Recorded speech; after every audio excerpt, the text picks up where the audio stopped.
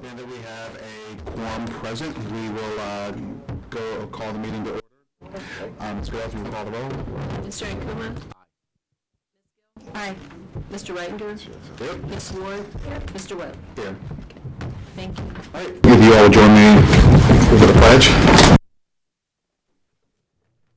Pledge allegiance to the flag of the United States of America and to the republic for which it stands, one nation, under God, indivisible, with liberty and justice for all. Can you tell them which one it is? Sorry. There you go. Yes. We are going to go right into our work session with 2.01 presentation from Perkins Eastman, and I don't know if the superintendent wants to give some introductory comments before we turn it over to them. Yes, thank you, Mr. Chair. Good evening. Good evening, board members. Thank you for having me here tonight. Of course, this is day 11. So as we head into our first meeting together, I appreciate your continued grace and also very excited to be here. I think tonight represents what only can be considered a very important night and one that is very exciting for all of us after months, perhaps years of conversation regarding the high school, middle school. We are here. And the things that I've learned, I think, in the first 10 days on the job that may be helpful, or helpful for me anyway, as we consider this evening's options, or as you consider this evening's options, are that education is certainly the brand of the City of Falls Church. And everywhere I've gone, one of the things I've heard is that we as a school system in many ways define who we are as a community, and I think that that's really exciting. And tonight I think we have an opportunity to take a step to enhance the quality of our education by providing state-of-the-art facilities for the students that we serve. And it's giving ourselves a chance for our facilities to really match the outstanding instructional program that we have. It not only meets, I think, many of the needs that we have instructionally, but I also think it meets the needs of our partners in the general government. That allows us to also consider, as part of this process, a pathway to some economic development that can certainly support the work of our schools.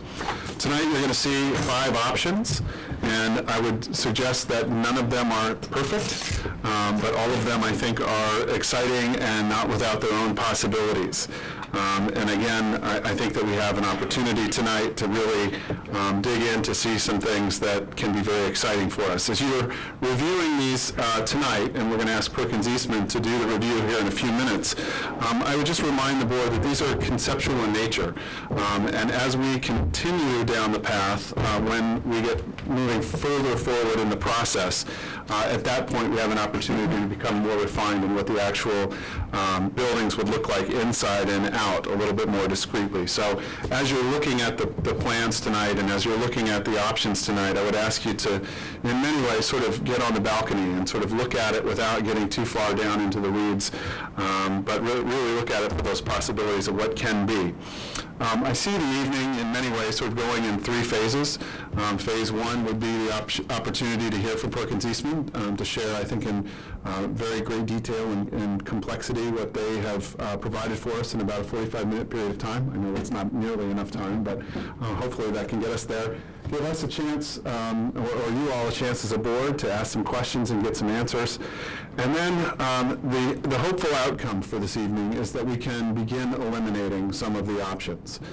So I want to put that out front, that the idea tonight is to not to walk away with 5 that will become part of the conversation with the City Council on June 5th, but rather 2 and perhaps 3. There may be some leniency in here tonight to maybe get to 3, but definitely not all 5. So I put that out there as a marker on the table, if you will, to try to get to. And Mr. Chair, with your approval, we can move forward with Perkins Eastman. All right. Thank you all for coming this evening. Looking forward to sharing the full presentation with the board this evening. So thank you all very much. You have the floor. Great. Well, thanks for inviting us this evening. Am I close enough to the mic here? But why don't we just introduce the team here. I'm Sean O'Donnell with Perkins Eastman. And I'm Andrea Shaw with Perkins Eastman. Kara James, also with Perkins Eastman. Bob doing? Bob Jones Arcade. Great. So we're excited to be here. We've had a little bit of history with the project. I started thinking about some of the ideas about the future of educational facilities here in Falls Church, particularly with the ULI panel. But we're excited to have the opportunity to continue thinking about what it really means to create a great high-performance learning environment for Falls Church on this project. Echoing what was said before, it's really exciting in particular to think about this project too, considering the history of Falls Church and the history of its founding around the idea of great schools for all the families here. So this is certainly a wonderful opportunity and an innovative idea, I think, to pursue, and we're very excied to share some of our current thinking with you tonight. We have a long agenda, perhaps too many slides for 45 minutes, but we'll try to go through them relatively quickly. But we thought we would share sort of the whole scope of what we've been tasked to do here. But we think it's particularly important to focus, of course, on your initial goals, and then we'll talk a bit about what we consider our organizational principles. What are we really trying to achieve, at a high level as we start to think about these different options, so that we can create a filter to consider the options against sort of the educational facilities opportunities that lay ahead of you, and starting to consider each of those 5 options. And as Dr. Noonan said, this is sort of a very conceptual study that we're at. You'll see that they're single line plans, but they start to suggest a lot of different opportunities and configurations that are available, I think, for you to weigh as we go forward. And then we'll talk a little bit about where we are in the schedule. So, to jump in, this was the scope of work that we were tasked with when we started this study. It's a quick study, 6 weeks in process, so you can see that the first 2 weeks we're really considering, what are the real issues that we're trying to tackle here.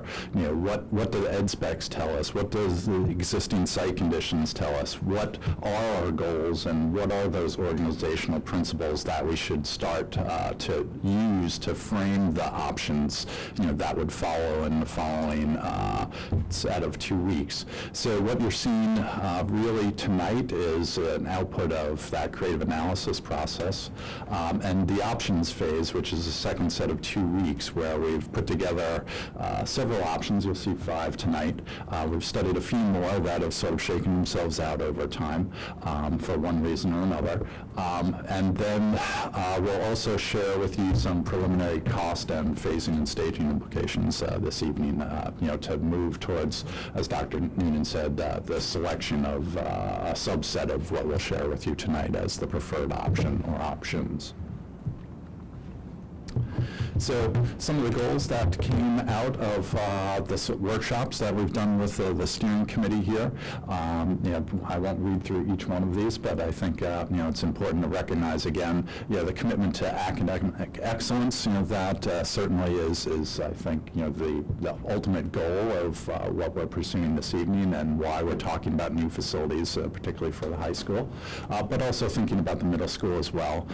We've talked a lot about the future of education too, and that pedagogy and curriculum and technology is going to change even after the opening of this building, that it needs to be flexible and adaptable, but also that it's part of a larger educational system here too, and that it should relate to the middle school, understand the demographic flows through the entire system, but respond to opportunities perhaps for the middle school expansion as well.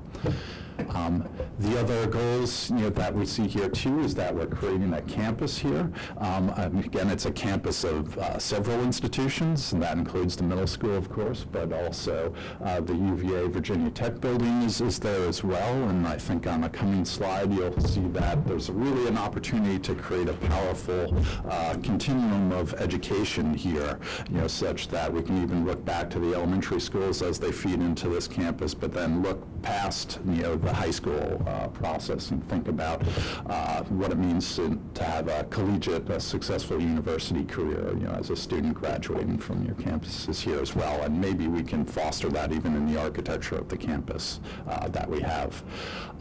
Also, though, that this campus is continuing to represent, I think, the city's commitment to urban design and great walkable, livable communities too. So taking advantage of knitting these new facilities, into the fabric of Falls Church is a really powerful opportunity, particularly with this process, considering the mixed-use component that is sort of parallel to the conversation that we're having tonight. That said, there are other opportunities to think about how you arrive at the campus that we'll explore with you tonight too. Again, thinking about the walkability and different modes of transport, walking, biking, mass transit, that this site is really extraordinarily gifted with in many ways, and a sense of access, extraordinary for many high schools, particularly in the region. And then think about the open space as we go forward. Some of the community goals that we talked about, again, that this really manifests a larger vision and even parallels the history of the city, and recognizing the commitment of Falls Church to education, that there's also an opportunity to recognize this as a community facility, not just strictly for the children, but that every member of the community could really realize the opportunities to take advantage of these facilities if we organize them correctly. And we'll show you how that works. But then that we pull the mixed use and the school opportunities together and reap the greater value of those two working hand in hand here as well. So the feasibility, again, we're tasked with looking at a new construction option or options, and then also a modernization addition set of options as well. So we'll share with you some thinking about both of those tonight. And then our other goals, of course, are to think about that it is, in fact, an occupied site, that it needs to continue successfully delivering education while the construction process is underway. So that phasing and staging become critical. And, of course, delivering it on a budget is always important. So, again, our opportunities are to create something that really manifests education in a very large sense here on the campus, but create something that is very much the heart of the school, but the heart of the community as well, and becomes a real community center, even at this sort of edge condition here in the city. Our challenges are, education's changing, parking, and other transit issues, challenge the size of our site. Athletic fields, are also competing for space. That we've got a small site that's getting a little bit smaller, and those things competing for the every square foot that we have available. So phasing costs we've talked about, but also the idea that we're building the school most likely in advance of the mixed use component, so that there's a sort of asynchronous funding sequence that we're talking about here as well. So we're glad to entertain questions while we go, but I can roll right through this as well. So what we want to do is just talk a little bit about some of the program analysis that we've done. We have done some extensive benchmarking relative towards your adjacent peer districts in the region here as well. So Andrew will share some of that with you. So we'll go through some of that benchmarking that we've done. The enrollment that we're looking at here, currently at 808 for the high school, and 10 years out, almost at 1,200, 15 years out, about 1,370. Our task, which you'll see on the phone, is to design a high school for a capacity of 1,200 students, but to be looking at this flex capacity of 1,500 students, which means that the more, what we would say, public spaces of the school, like a cafeteria and a gymnasium, is sized for 1,500 students, as well as, depending on how the classrooms are used and their efficiency, could handle up to 1,500 students. And then you'll see some stats, which will appear on the next slides as well. So the other school systems that we've compared the Falls Church EdSpec to are DC, Arlington, Fairfax, and Montgomery. And in Falls Church, we're looking at the comparison as if you're 1,200 students versus 1,500 students. So what you see here is a classroom comparison. The golden, normally I'm up here pointing, but I'll try to describe it to you. The golden bars are the sizes, oh, thank you, are the sizes of the classrooms. So we're at 800 square feet, and the other, we're in the middle of the range, right? The others are ranging from 750 to 900, so that was kind of a check to make sure we were on par. The one thing we are looking at, and with all this is looking for ways to make the building more efficient, is the utilization, so the classrooms per student. So the number there, the .038 number that you see up top at 1,200 and .031 at 1,500 students is higher than others in the region. So there could be some efficiency to be realized in terms of how we utilize classrooms. In terms of the auditorium, and I guess I should say with these three things we've looked at: classrooms, auditorium, and athletics, because those were the three things that we saw that kind of stood out in terms of what we're seeing in the region. So the auditorium, the number of seats in the auditorium is the gold and yellow bar, which are about average in terms of the size of the auditorium. However, when you compare it to the number of students in the school, that's the number that you're seeing in the background, the yellow graph. So at 1,200 students, we're at 0.63 seats per student, and at 1,500 students, we're at 0.5 seats per student. So that is comparable with DC, but slightly above your neighbors in Virginia and Montgomery County as well. And then we looked at the athletics comparison. So a little more complicated, but we're looking at the first bar is the overall square footage of the athletics department. So it's in the ed spec at 53,800 square feet, and you can see that's how that compares to your neighbors. And then the middle bar is the main gymnasium, and the third bar is the auxiliary gymnasium, with the background again being this comparison of the athletic department square footage per student.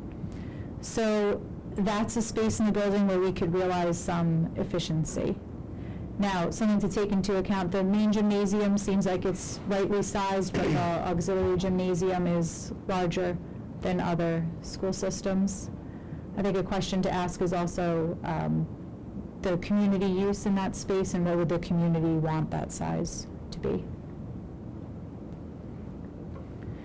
And then we took a look at the overall building size comparison. So our scope is for a 296,000 square foot high school. Looking at the other school systems across, you can see again the golden bars for those sizes. And across here is the capacity for those schools. So when you look at 1,200 students, or about 247 square feet per student. So that's much higher than the other school systems, but if we look at it in terms of 1,500 square feet per student, you're kind of in the middle range. So when you look at Fairfax and Montgomery counties, they are more efficient with their buildings and the amount of square footage per student. So we think with all three of the categories, the classrooms, the athletics, and the auditorium, there could be some space that we could realize there, because every square foot is, $1 cost, so. And so this is to kind of tell you what we're proceeding with. So possibly for further discussion, the core departments, the options you'll see tonight do have the 58 classrooms that are listed in our scope. That at 1,200 students is utilizing the classrooms 5 out of every 7 periods of the day. We could reduce that count to possibly 46, or we've looked at even low as 42 if it's 7 out of 7 periods per day. So we'd have to have further discussions about what we're comfortable with reducing that to. The auditorium, the options, we do have the 6,000 square foot footprint, but we put a mezzanine in that space to kind of compact that. In the athletic departments, we still have the option showing the 53,800 square feet. We haven't reduced that. But parking is something we'll go into further. Just because of the site constraints, we've reduced the parking counts from 400 to 300 parking spaces, and that the bus parking is off-site. So we'll get into that with some of the site analysis later on, and that's been a discussion as we've been working through these workshops with the steering committee. Oh, you can do this one. Sorry, this is looking at your existing campus.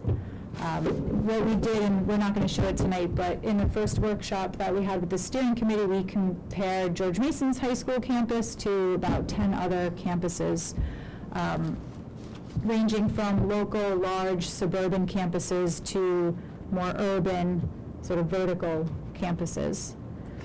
So if you look at the next slide, you can see that site use comparison. So we have George Mason, this is existing on the left, and then we looked at schools you're familiar with, Langley, Wakefield in Arlington, Bethesda, Chevy Chase in Montgomery County, Yorktown, Dunbar in DC, and then we looked at some schools that were vertical campuses ranging from 7 stories to 12 stories to get a sense of how those schools were utilizing their sites.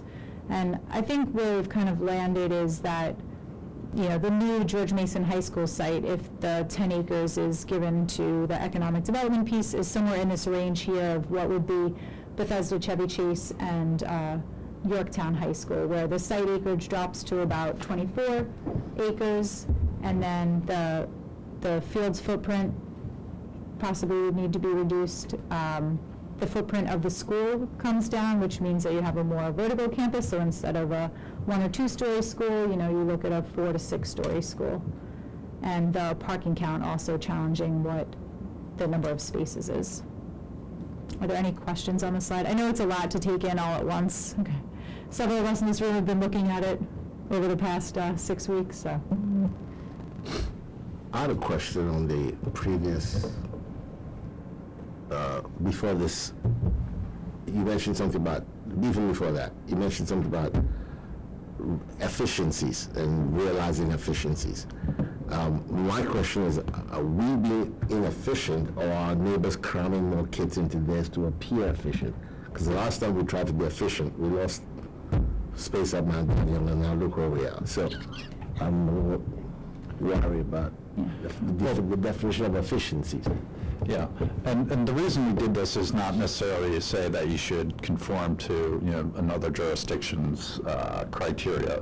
It was just a way of evaluating the ed spec relative to what your peers are doing. So, and it then allows you to make an informed decision to say that, okay, well, Arlington, Montgomery, they're building somewhat tighter specs than you are, and if budget becomes an issue, this is the most strategic opportunity to tighten your belt a little bit and save substantial cost on a project, by not overbuilding, perhaps right size, and you might look at it as. So again, it's an option, and what we're just trying to do is allow you to have sufficient information to weigh all those options as we go forward of whether or not. But we do think you do have certain capacity, for example, if you were to go through your schedule in the classrooms, for example, and actually reduce the number of classrooms, the square footage of the building, and still deliver, the curriculum that you're expecting to deliver in the building. Okay. Mr. Chair. Just to sort of make it a little bit more operational even, I think that the specifications within the project was to scope this out with the classrooms being used 5 out of the 7 periods. Mm-hmm. And if we were to up that to using the classroom 6 out of the 7 periods or 7 out of the 7 periods, we would become more efficient, which would just mean that I might not have my classroom for 2 periods of the day, or I might have it for 5, or it gives some flexibility then for Mr. Hills to move people around, and it becomes a cultural shift in that this isn't my classroom, it's our classroom, and we're going to share the space and the like. I don't know if that helps or. Just one thing I'd like to make sure everyone's aware of, that building in more efficiency also gives you less flexibility. In the sense that, I think we have a real risk of needing to be at 1,500 students relatively soon. And with this sort of once-in-a-lifetime project, while I'm very fond of greater efficiency, what I don't want to do is build too small. We've had a history in Falls Church City of building too small. TJ's last expansion was building too small. Mount Daniel is building too small. So we have to have enough room at least to get to the 1,500 students. So I'm more drawn to things like reducing the size of the auditorium than I am to classroom site, because the classrooms can always be used. The more classrooms you've got, the more expansion possibilities you've got. Sure. But actually, sorry, getting to that, is the 1,200 number based on shared classrooms? I don't believe so, no. No. And the assumption is going to 1,500, then you'd start sharing classrooms and. Right, no, we talked about that before, it just sounded like you were talking about it earlier, so, okay. No, really, there's an efficiency standard of about 85% utilization. That's sort of typical through the industry, which is, that 7 of 8 period, kind of model. And so if you were to target that, again, you could still deliver the curriculum within, a smaller footprint potentially. And again, these are options, so we're just trying to lay out the whole, array of menu options for you as we go forward here, and, so that you're, again, making the best possible decision within the opportunities that are in front of you. This is the time to think about these things. Yeah, and I would say also the day-to-day utilization rate is but one of many situations that you'll face.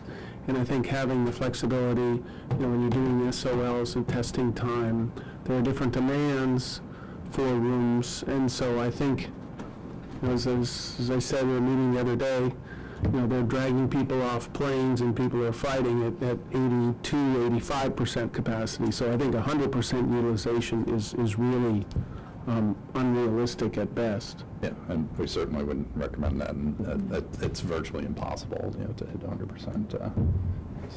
And just to repeat, our options that we'll show you tonight follow the scope that we were given. We have not reduced any counts on anything. Do you want to continue? Sure.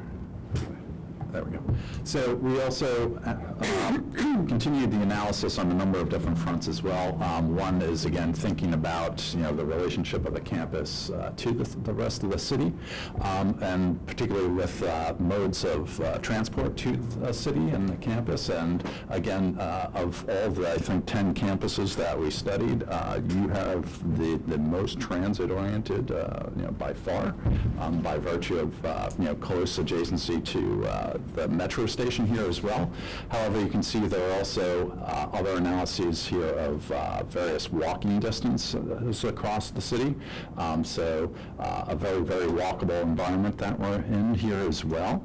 And then we also have, an assumption of what a bike ride from one end of the city to the campus, would be a 15-minute bike ride. Just as an anecdote, I ride my bike as much as I can to the office. It's about a 25-minute ride, 5 miles.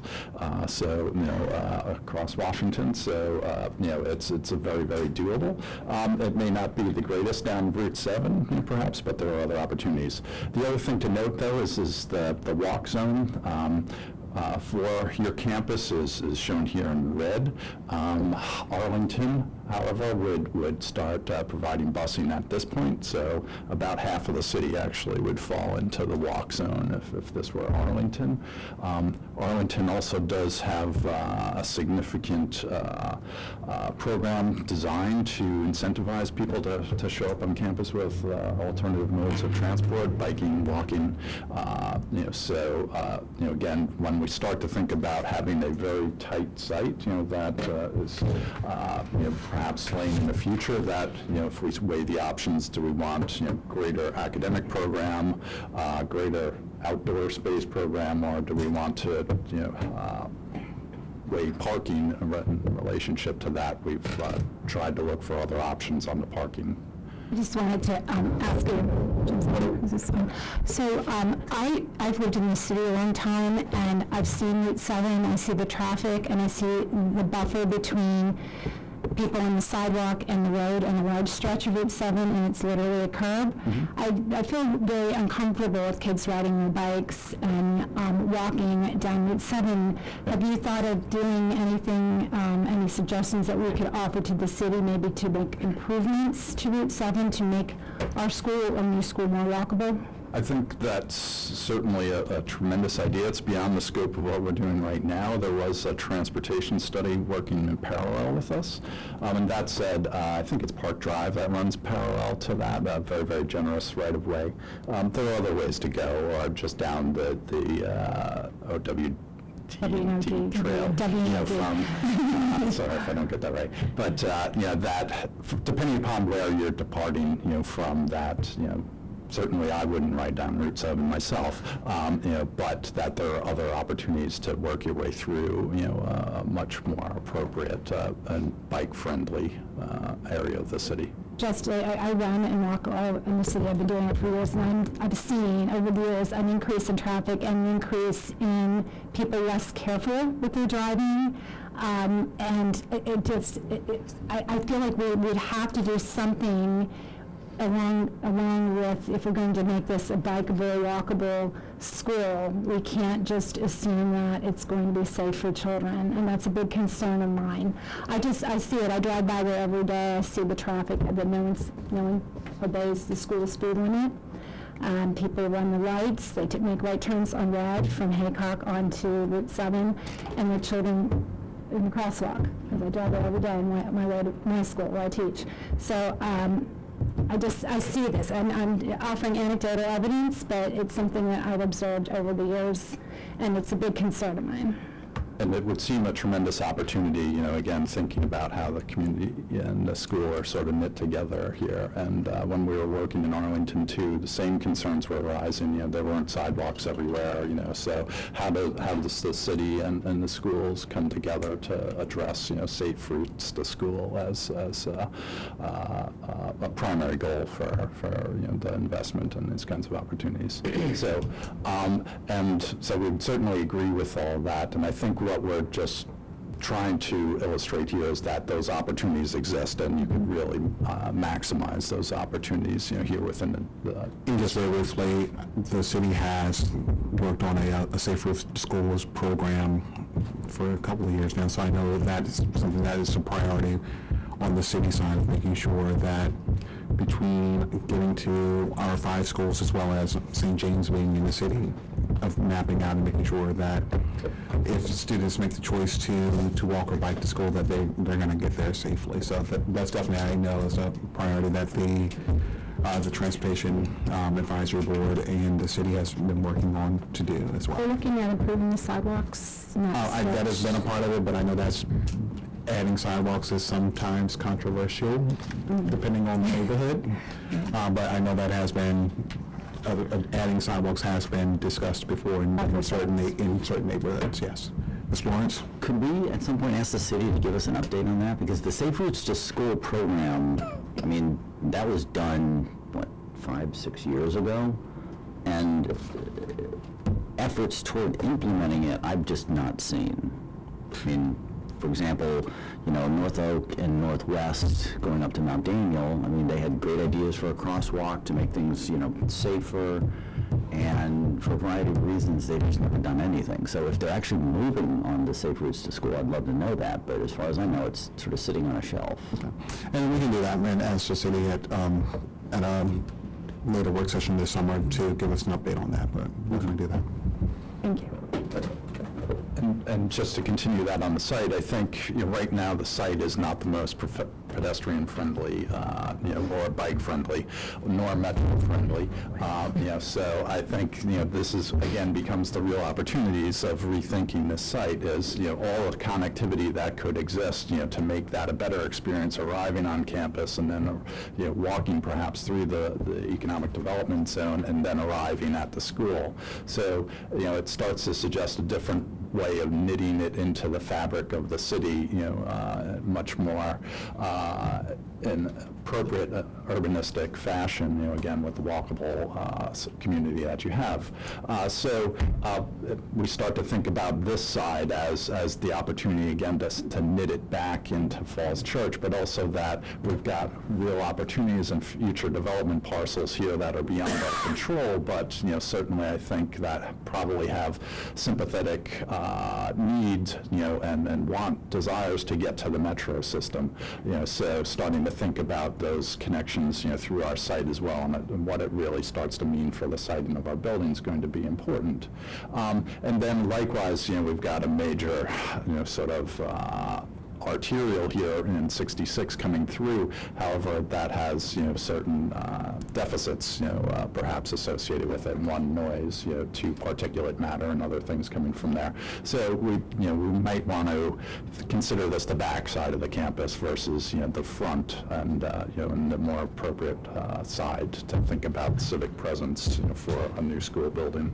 And then looking again at some benchmarking related to the parking. So in comparison to some other high schools in the area, again, this chart states the capacity of those high schools along the bottom. The number of parking spaces they provide is that bold black number represented by the bar, and then the number of parking spots per student is the deeper yellow color you see in the background. So for our purposes, we were kind of ended up at 300 spaces. Sorry, I take that back. This is for the existing. So existing, your benchmark is 300 spaces for the high school. So that's not accounting for Mary Ellen's spaces. And that ratio of spots per student is higher than some of the other high schools in the area. Dunbar High School in DC is being the lowest, but Yorktown, as Sean mentioned, and Arlington offering incentives for driving, as well as Wakefield, at 1,600 students, has, an average of 250 spaces. So wanted to start that conversation of, can we reduce some land use by reducing the parking count? Well, the numbers don't make any sense. So you show GMHS only 300 spaces and it's 0.2 per student, whereas Yorktown is shown as a larger high school with fewer spaces and the ratio is higher. I'm not understanding something. Is that number off? Hold on, calculator.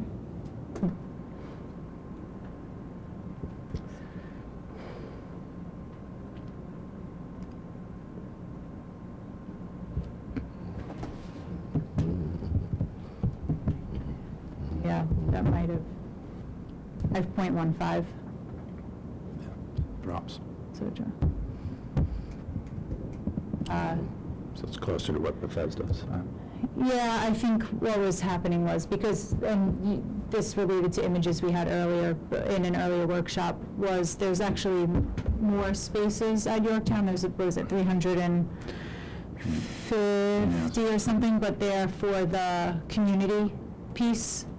So I think the 0.21 was coming off the 350. Apologies for that. Was. Okay. And this was looking at the existing modes of transportation that people take to get to the site. I think, just in the interest of time, the takeaway here was that what we've heard from Mr. Hill from the high school is that there's 150 parking spaces that are sold to students, 140 to staff, and 10 for visitors currently. We still have some verification to do on the middle school numbers, because you'll see that math doesn't work out. And then looking at the proposed. So there's that existing, repeated again. We were looking at getting 300 spaces on site total. So that means that the reduction from what you currently have is the red numbers at 300. So the student spaces would be reduced significantly to about 20 spaces. So those spaces might be set aside for those students that have to drive to school because they have a job commitment or they have a family commitment that they need a parking spot when they get there.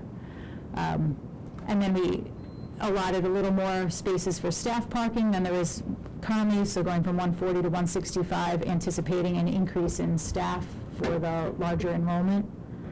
And you can kind of see how that trickles down, larger staff count for middle school as well. So how that gets divided, can be determined later on, but right now we're at 300 parking spaces.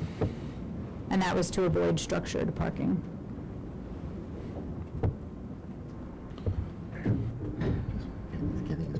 So again, the reason we're raising this is if, our thoughts and working through with the committee is that if something has to give on the site, that, parking perhaps would be the first piece to give relative towards indoor, outdoor educational opportunities.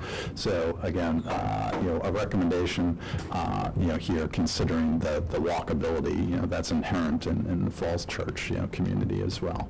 But we also looked at some sustainable design goals here as well. And again, we're very, very early in the planning of the building, and so we're very strongly interested as professionals in sustainable high-performance learning environments, which allows you to take advantage of resource conservation, create a healthy, high-performance place to learn, and then also make it a great opportunity to educate the next generation of stewards. But when we start to think of the opportunities and what we're talking about and where we are in the process, we're sort of here at the beginning. So thinking about, again, program, location, right-sizing the building, orienting the building properly. This is really the point in time that we're at. As the process continues after the study is done, you'll get to work and think through more of system selections and photovoltaics and geothermal systems. But what we thought was important is not to preclude those opportunities at this point in time. So you'll see in some of the options that really we're trying to get the siting right and then allow those other opportunities to fall in over time as further decisions start to change elevations from 20,000 feet where we're at down to 10, down to 5. And so again, you can start to see MEP and renewables and things.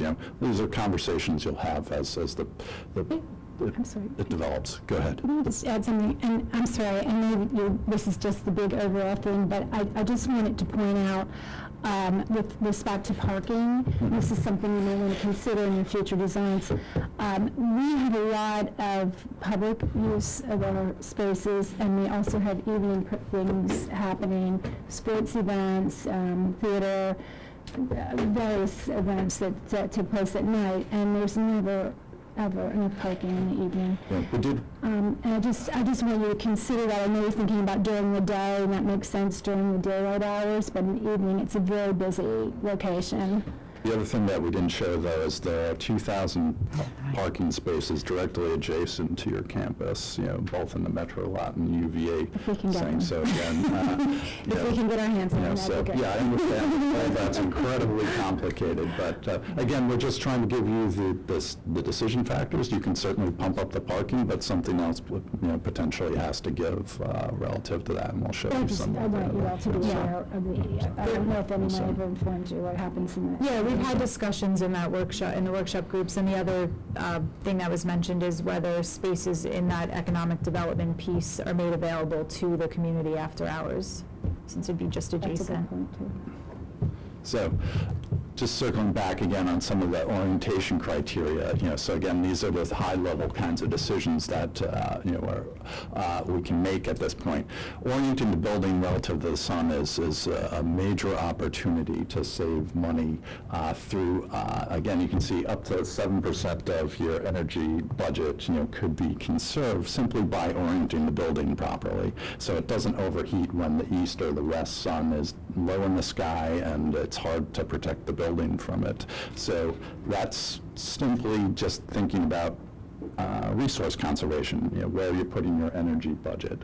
However, the other opportunity, which we think is even more powerful, is you can control the daylight coming into the building much more appropriately if you orient it this way. So on the south and the north facades, and you can start to reduce glare. You can daylight the academic spaces. You can reduce the glare. So you can create, again, thinking about the opportunities for a high-performance learning environment. There's very many studies, talking about, increased test scores, increased academic performance with appropriate daylight in the learning environment. So this, again, has sort of a dual bang for the buck. You save money, but you also potentially get better educational outcomes as a result of simply orienting the building appropriately. So I'm going to assume you're going to overlay this on a map, because this is completely abstract. You're gonna see the building pick up an orientation like this and a lot of the options, and so that's why we're telling you why it's gonna look like that, because it's gonna look maybe a little cranked off of the grid, and that's why it's doing it. So again, the sustainable design goals, again, a lot of what we're trying to do is lay the groundwork to create as high performance a building as you desire, not to close the window on anything possible, but to make sure that, again, we're making sure we're emphasizing the learning environment while we do this, reduce energy consumption and conserve resources, think about that sustainable life cycle style, that wellness is part of what we're trying to achieve here as well, so that plays into our transport model, perhaps in other ways. So think about orientation, daylight, views, the building as a teaching tool, cut the use of cars as a mode of transport, and while incentivizing other modes of transit here, your site is fabulous for this. And then lay the groundwork for renewable energy as we go forward, whether that's photovoltaics, geothermal systems, solar hot water if the pool comes into the mix, all make perfectly good sense here in the region and real opportunities. That's fine. This diagram demonstrates the economic development piece, that line of where 10 acres working down to 8 acres, 6 and 4 occurs with respect to the existing buildings. So it's just a nice diagrammatic way to see those relationships. So we're almost there, almost to the options. So, but this is, again, thinking about what are we trying to do, and again, working with the committee, what does it mean to create a 21st century learning environment? There's some things that are real form givers, even at this high level of design that we're here. So the idea that, we're trying to create a great learning community, that there should be a heart of the building somehow that brings the community together, that the hybrid or the high C learning program that's in the building has real potential to impact the educational delivery over time. This idea of blended learning and asynchronous learning potentially is something that becomes very powerful, and it's already powerful in your school. You're in the 21st century in your curriculum, very strongly. It's very impressive. But maybe that hybrid learning, which is now sort of tucked away in the basement, could become something much more central and perhaps impactful even of how the building is used over time. That flexibility, again, I'm not going to read through all of these, but again, we're creating something, as was said before, set. We don't want to preclude, change from occurring, and we don't want to spend a lot of money to deal with change, as we go forward in the building. But get that orientation right. But also, as we start to reduce the footprint, make sure that people aren't, up and down the stairs all day. That there's a way to organize the building to make sure that, vertical transportation isn't a problem. It's actually an opportunity. Civic presence, you're spending a lot of money on this building potentially, and why not manifest its role and centrality in the community, in this idea of where we position the building and to engage the larger community through the use of the gyms, the theaters, other spaces here as well. Think about that continuum of education, and then also engage that idea that we can create safe routes, to this place and incentivize that. So we have 5 options to share with you tonight. So, Justin. Could I just ask a quick question?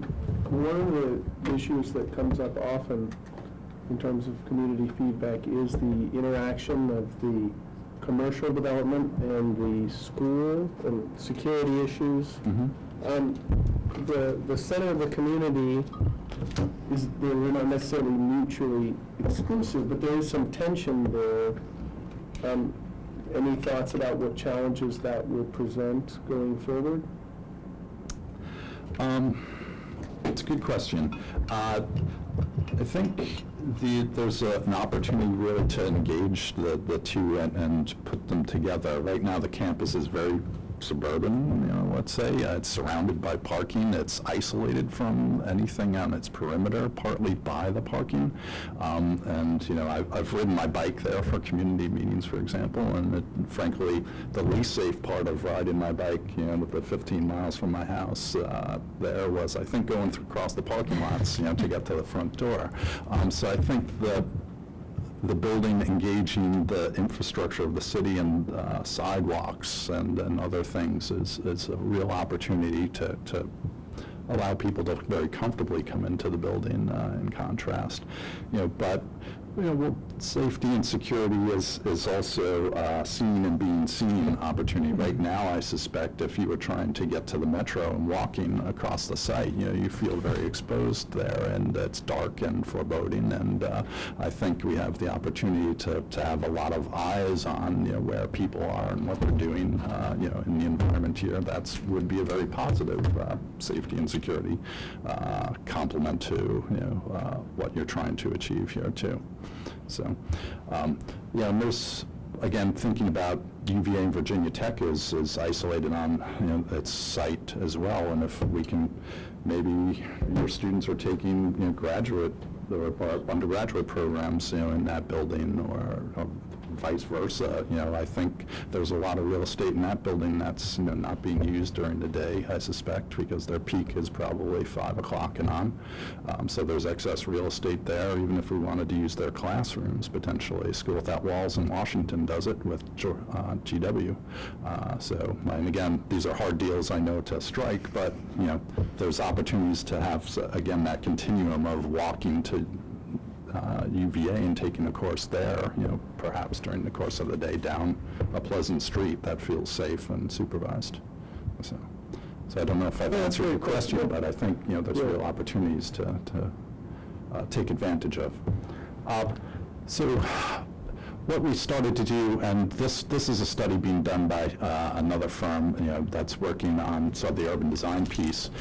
We're not going to lock into this plan, but the mixed-use development, a grid of streets is logical here, right, in many ways, to tie into the existing grid, to tie into the development opportunities that are probably here on this side. So you can imagine streets continuing across the UVA property, and here as well, towards the metro property. Likewise, to likely future development here on federated sites, too. Then even trying to pick up some alignments with the development across Route 7. So this grid of streets is sort of a logical introduction, I think, in one way, shape, or form. This one shows a big green space in the middle, but there are different ideas of where the school starts to have opportunities to situate itself, and we've started to think about maybe one of these streets should be called School Street and have a front door, sort of like Dunbar sits, in its urban context, to say, here's an important civic building, the pride of our community, right? So here's one option that plays up on that idea. So you see the sort of 10-acre line here in the red. So again, the grid could be, streets could shift this way and that way, but here's an idea of what that grid might look like.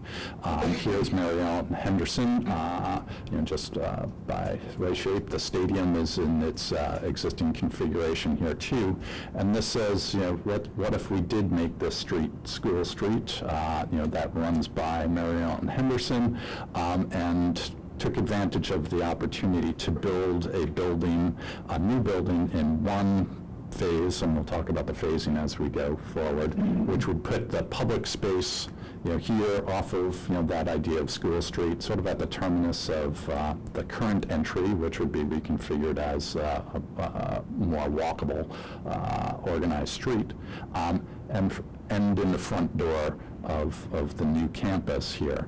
This would allow us to connect to Mary Ellen Henderson, perhaps share an expanded kitchen. So again, we're not creating two kitchens, on the campus. That we get a certain amount of efficiency, in the larger kitchen there. What do you mean by public space? Is that just with respect to the gyms? Public is, generally, we think a little bit of sort of public and private, with the gyms, the theaters, dining, perhaps learning commons as possible community amenities. And so if you organize the building so that you can turn off the academic side, the labs, the classrooms, other spaces after hours, you could conceive of the larger program as community center in some ways, right? So sorry, thank you for the question. So here would be the front door. There could be a drop-off occurring here for either cars or buses along School Street. There could, buses in this scheme would probably likely better work, through the expanded parking network here as well. But then what we've striven to do here is provide all the field program that's here. The baseball field is plus or minus in its current configuration. The stadium is in its current configuration. The softball field's been reconfigured to work with the site geometry. It's not necessarily solar optimal, but expanded to 6 tennis courts, and then moved the practice field across the street, such that we take advantage of that 10-acre line, but this happens to be, and I'll show you, in the footprint of the existing building. So it allows, in this option, for us to build the building in one shot, and then come back, demolish the building, and then complete the sort of outdoor space complement. So this shows that same plan overlaid on the existing, just for clarity of phasing. So again, you can see that virtually everything over here is out of the existing footprint, so we can build that building. We do displace the multi-purpose field, and we'll show you how the phasing works in a little more detail in a moment. But again, that once the existing building is demolished, we can come back and sort of complete the site. This is what it looks like in just general massing. These boxes here are representing mixed-use development, sort of maxed out from the urban development study that we've seen. They could be lower. They could have much more shape than this. So I wouldn't take them any more than they're just an extrusion of the site. But it starts to show here's where our multi-purpose field is, Mary Ellen Henderson, then what we're calling the community school here on the site. This is the view as you're coming in, that current alignment that you approach from with UVA's site right over here. This is one of the mixed-use buildings. So this could be the front door. Again, these are the more community-oriented pieces of the facility that would be here. Gyms, theaters, dining, learning commons, into the entrance and sort of the heart of the school, and then there's the academic tower with labs, classrooms. Almost every academic tower here is 5 stories in these options. Again, we did study 6, 7, 8, 9, 10, but thinking that 6 was about as high as you wanted to go, but if we could get to 5, even better, for, again, a walkability, but we'll show you how we're trying to organize the campus to even reduce the circulation across the 5. Okay, so this is in that same community school option. So what you're seeing here, and we'll have all these same massing and diagrams for each of the options, is this is as if you were looking at the project in sections. So this is the stacking of the program. So we have floors 1 through 5, right? You can see that.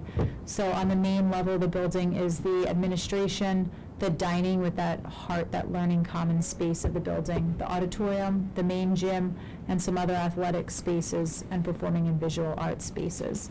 And then with stacking on the second floor of what we're calling that public piece, again, more athletics, the aux gym, the auditorium, and the main gym. And then breaking into the academic bar is the guidance piece, and the inter and cross-disciplinary, which is the library, the high C program, project-based learning labs, and then floors 3 through 5 being academic floors. So if you can imagine, to the point earlier about safety and security, in terms of interior to the building, you could shut this building off at this point here after hours if there's a theater performance or a use of the main gym, and that becomes a piece that stays open.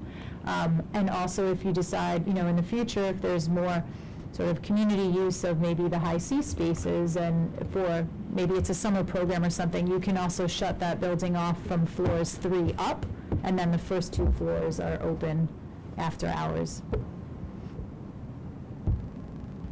So in plan, on the first floor, you see this is the main entrance here. You come into this main part of the school, and you have the dining. That's the kitchen that's connecting to Mary Ellen Henderson, the auditorium, the administrative office, and the main gym.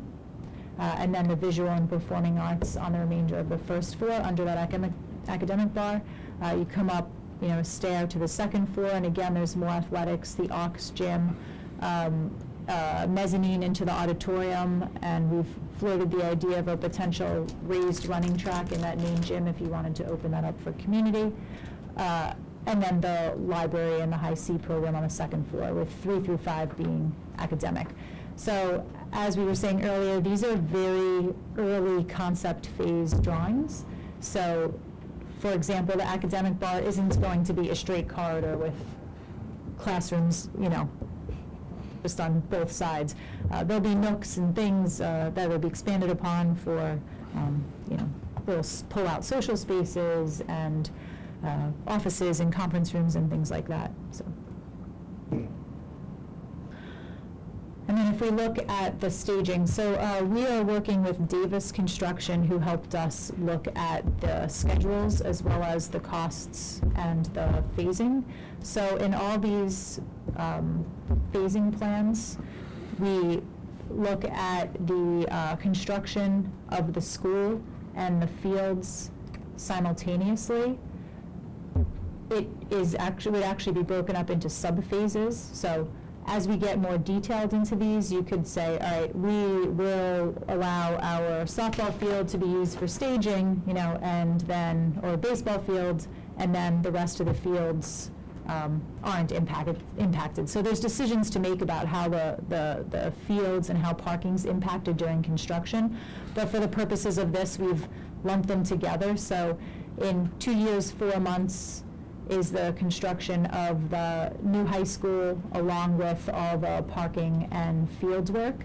And then comes phase 2, which is the demolishing of the existing high school and the preparation of that land for a developer to come in, which is an additional 5 months. So you see the total time, but that high school will be ready for use after 2 years and 4 months, which is in line with the schedule that we were given in the RFP for the construction phase. Very quick question, just Yeah. very specific.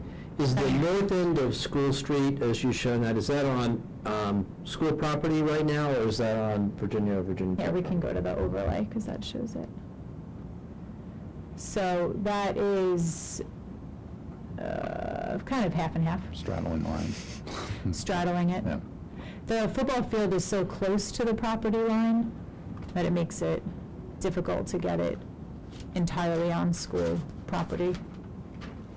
Yeah, and that's a future development, in any event, assuming that the Metro, will activate their site, at some point too. But it could work, just on your site, with the current access point, basically running straight back. Right. So, and again, these are preliminary, so we could look at ways of,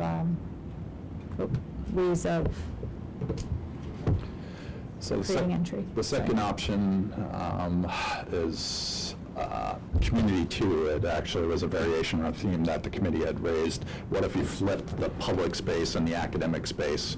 And what would that do relative towards particularly the outdoor space of the campus. So that's, as you can see, so theaters, gyms, dining and things are here. We still have the connection between Mary Ellen Henderson and the new high school, sort of with a nice again, connection at the sort of shared opportunities between the two buildings. But moving the academic wing over towards the southern portion of the site. Again, thinking about why is it cranked in that direction. This is the optimal solar orientation for the academic spaces. But it does a couple of things for us. It moves the front door into the sort of previous footprint of the mixed-use piece, so you can see our 10-acre line has shifted here a little bit to be L-shaped, allowing for development along Route 7, which is probably where retail and things would want to be in any event, and creating sort of a plaza by virtue of the reorientation of the academic wing here as entry plaza drop-off opportunities. The other thing that this kind of configuration does, and the previous did, we're assuming shared loading through the existing Mary Ellen Henderson site, into what would be, again, a consolidated, expanded kitchen facility potentially between the two buildings. Again, taking advantage of, relatively expensive infrastructure in the building and then optimizing it as best as possible. But the site also allows us then to bring all the outdoor space, together on the sort of northwest portion of the site. The stadium is in its configuration as is, the baseball field plus or minus where it is, but moving the multi-purpose field, reorienting softball and expanding the tennis courts here as well. Again, we have parking distributed to some extent, small lot, here, which could be the future pool site. Again, nicely tying into other athletic program that would be here on the site. Again, a total of about 300 parking spaces, both here and then in the existing middle school lots as well. So. Here's what it looks like on the existing, and you'd start to see though that it would be a phased construction of the new building by virtue of that the academic wing sits astride one of the gyms and the dining facility at this point. So how this would work is that the public facilities could be built. We could vacate those portions of the campus and then start the construction of the academic wing as well. This is what it looks like in massing. So here's the academic wing. Again, these are just simple extrusions of what the mixed-use development might be, and the commons public portion of the building, as the interstitial space between Mary Ellen Henderson and the high school program. Just a couple of different views again. Here's that plaza in front of the academic wing, Mary Ellen Henderson back here, and the commons facility, the sports fields would be back here. This is the sort of dining area between the academic wing and the commons facilities that could again become that sort of heart of the school as well, with a nice eastern exposure, and the sun coming into the building as well. Okay, so again, with the stacking diagram, this is similar to the other scheme where you could separate this public side of the building from the academic side, either vertically or horizontally in terms of, floors 2, 3 down. So on the public piece, on the first floor, again, main gym, auditorium, dining, administration, but also opening up some of the library and high C program as a potential community use. In some communities you have neighboring HOAs and civic associations that hold their meetings in school libraries. And then on the second floor, this would be access again to the main gym above auditorium, athletics, performing arts, and academic on floors 3 through 5. So we'll look at it in plan. So on the first floor, the entry piece here with the administrative suite and the inter and cross-disciplinary program back into the dining and the heart, and access to the auditorium and the gymnasium. This is the connection to the middle school here, and that shared kitchen here.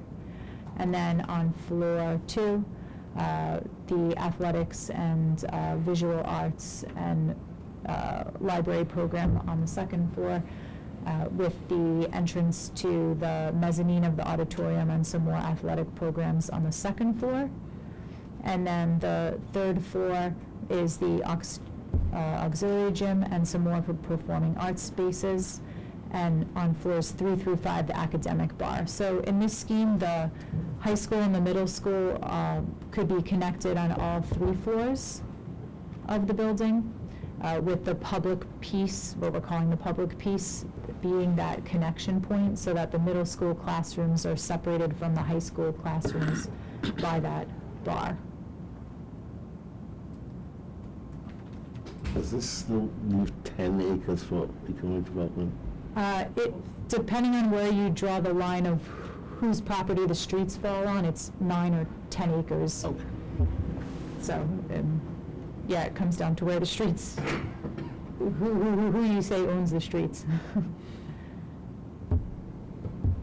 So in phasing, as Sean mentioned, this is a 2-piece phasing project. So the first phase is to build that public bar and all the associated fields and parking. And then the second, that's 1 year, 11 months. And then the second phase, 1 year, 2 months, is building the academic wing once you can move the gym and the dining program into the phase 1 public bar. Then you build this piece here, you get all your academic classrooms built, and then you can vacate the existing high school and turn it over for economic development. So that's 3 years, 7 months. And we'll summarize all these phasing durations at the end so that you can compare them. So you want to do the next one? So third option, civic school, we called it. Sometimes we struggle with the names, but we thought this one particularly had a relationship to the mixed-use development in that diagram in particular, that we saw before, that had sort of a grand axis coming through the site. We thought that we had an opportunity potentially to, again, create a sort of great civic presence for the campus by situating that public piece, theaters, gyms, here, sort of ending that sort of grand, alley, moving, sort of the front door of the school to, a position here, perhaps between an academic wing and that public bar. In this case, the academic wing plugs directly into Mary Ellen Henderson, while the more public functions of the campus are over here. What it does is create sort of a courtyard between the 2 buildings, though, and loading, again, is concealed. And one of the challenges in some ways of Mary Ellen Henderson is, in a plan like this, is that that prior scheme was featuring the loading dock in some ways. If you put a grand boulevard down here, we thought that was perhaps not the greatest terminus of a nice boulevard like that, so maybe we'd put new building over here. But this way conceals the loading from sort of public view in many ways, creating a nice civic presence all the way around. Again, the fields all fit, here on the sort of northwest corner, by virtue of us coming up with the building towards the 10-acre line that you see here in the red, and again, full complement of outdoor space, including in excess of 300 parking spaces distributed around the building here as well. Here's the future pool site, plugging into that sort of complement of athletic and public programming that would be available in this portion of the building. Is what it looks like on the existing plan. Again, it's a multi-phase plan of building this sort of academic, classrooms, labs, and other academic support space first, allowing for the vacation of most of the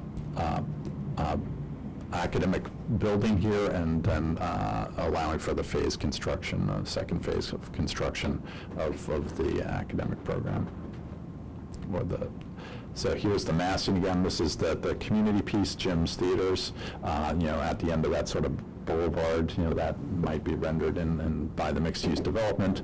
In this case, the academic bar that you saw previously has been sort of split in half and slid, so that is why it's sort of a bow tie shape here as well. That allows us to negotiate the turn around the middle school and still make a nice connection here, keeping that optimal solar orientation for the instructional space all the while.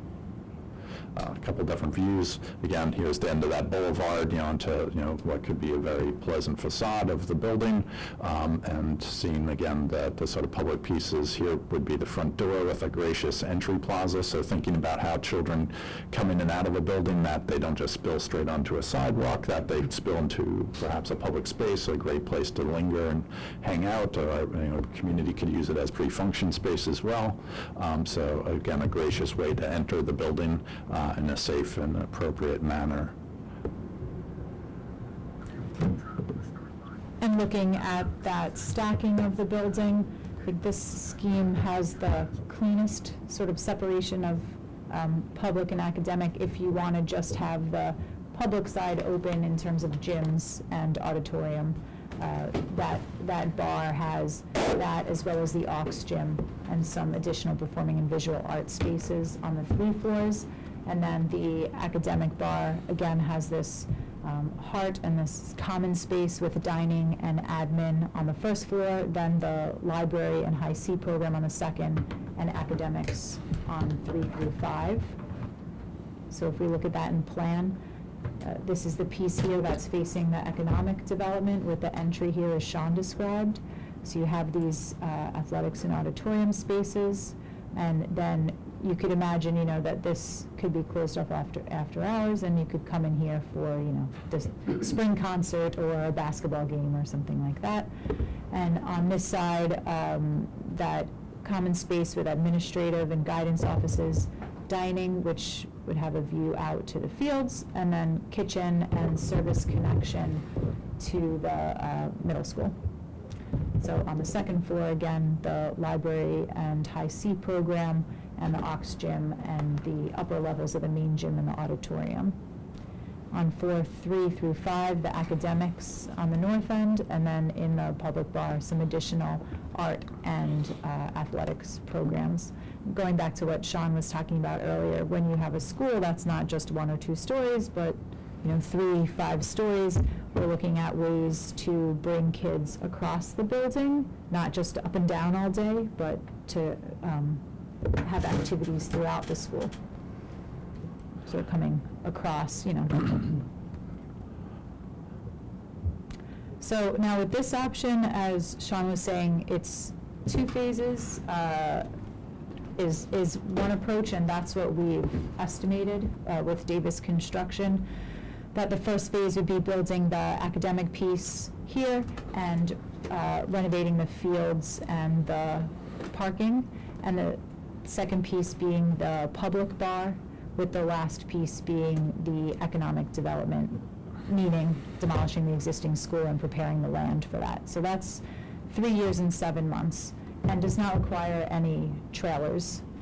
However, another approach, which we could look at to see if there's cost savings there, would be to build the entire school in one phase. So that would be the academic bar and the public bar in one phase. But if you remember from that overlay diagram, that would mean that one of the gymnasiums would not be available in addition to that A wing of the existing high school, if you're familiar with it, the science wing.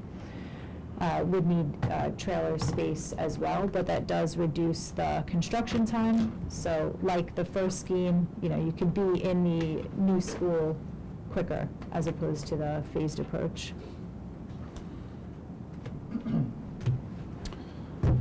So just while we're thinking about vertical campuses, we have arranged a tour of Dunbar High School in the district. If you're interested in seeing how a more vertical campus works and, and how you can minimize the sort of vertical traffic, so we can talk about, you're welcome to join us, on that tour. Tomorrow. Yeah, so, yeah, but we have a good relationship with the school and the principal, so we can get in there other times as well. But, tomorrow afternoon we'll be there too. This is the first of two modernization addition options, and what we were presented with is, can we save, a portion of the building, which might include, the auxiliary gym, the main gym, the A wing, potentially the cafeteria, and with the intent of reducing first cost on the project, and what are the implications of trying to do that. So you can see that it moves our mixed-use development line potentially somewhere to this point, and we'll talk about that sort of acreage as we go. But here, you see the sort of mixed-use development line here. I believe this is 6 acres now versus the 10 that were shown in the new construction schemes here, and that's driven, again, by the footprint of what is the existing building, or a portion of the existing building, about 90,000 square feet, I believe, in this option being retained, and with certain new construction being plugged in to the building, both to create the academic space that we have here, a new front door, a new administrative location, and other sort of learning commons spaces to sort of, in many ways, repair the portion of the building that would be removed, and create, again, an appropriate front, something that represents a sort of 21st century learning environment, and provides as much of the academic space as possible within this footprint. So that does a couple of things for the configuration. That creates a very generous sort of service court, between the two buildings, again, because this is the outline of the existing building in this sort of L shape here. So here's the gyms and the science wing, potential, I'll come back to that. But then allowing for loading, between the two buildings, and parking as well. Parking is, again, expanded around the perimeter of the site, and the fields are, reconfigured, much as you've seen before. The other thing that we were asked to do, though, is because both this and the next option do not fully meet the ed spec, and partly they're smaller by reducing the athletics program, for example, to try and create a smaller project, and therefore save money in doing so. We were asked by the committee to think about, what if we did add back in, a full competition gym in the future at some point. Where would it go? And this is starting to show, sorry, the mouse is disappearing on me, that we would replace perhaps a portion of the A wing, to add that competition gym in over time. We'll talk about the academic programming in a little bit, but here it is overlaid again on the existing, so you can see the good portion that we're keeping, and the portions that would be added, basically embracing, that building to create, again, an appropriate front door, appropriate adjacencies for the administration at the front door. Think about, where the library, media center, learning commons might be relative towards, sort of a first impression of the campus, and then the preponderance of the academic programming satisfied behind the building, similar to prior options. Here's what it starts to look like. So we've got essentially the one-story gray portion here of the existing building, trying to, again, optimize the footprint by going towards an academic tower that would have the sciences, most of the classroom and instructional space in that portion of the building. Library, learning commons, administration here, gym expansion in the future as well. This is the theater. Trying to create the best of both existing and new in some ways, by strategic interventions in the campus. So just some different views of that. This is the view from Route 7. So the library would be the feature, the new architecture in many ways, in that view. And thinking again about the organization of the academic program. So looking at it, as you saw in the massing view, you can see it's a much more sprawling school. It takes up about twice as much square footage in plan as the newer schools do. So that means that our first floor has basically all of the program minus the academics, and that then occurs on floors 2 through 4. So this has one less floor on the academic side. And then the floor plans, sorry with the lights on, they're a little, you can see them better on that screen, they're a little hazy. But again, as Sean said, so the entries here, I should say this first. The plan you see on the left, that's the renovation additions project that would happen starting in 2019. The plan on the right, that's when the athletics expansion would happen, which the committee directed us to estimate happening in 10 years. So that's further in the future. But the entrance being here to the school, that's an expansion of the existing cafeteria. This could be, we labeled it HEART, but it's also the dining, looking to utilize that program square footage. The administrative office, the library addition, as Sean described. What you see in gray is the existing building, so that's not only the existing kitchen and cafeteria, but the existing gyms, athletics, and the A wing, that science wing. And then the addition to the north being the performance and visual arts with a new theater and the academic floors on 2 through 4. Clarify something. There will not be a competition gym in that first example? Correct. So there's no competition gym here. It's the 2 existing gyms are renovated, but then in the future plan is that athletics expansion. So there's the competition gym with the completion of the athletic department. So what happens is the existing gym would then be renovated to be the wrestling and fitness rooms. This gym becomes the auxiliary gym, which is slightly smaller than what the ed spec calls for, but the main competition gym is added on with enhanced locker rooms and athletic offices and those things.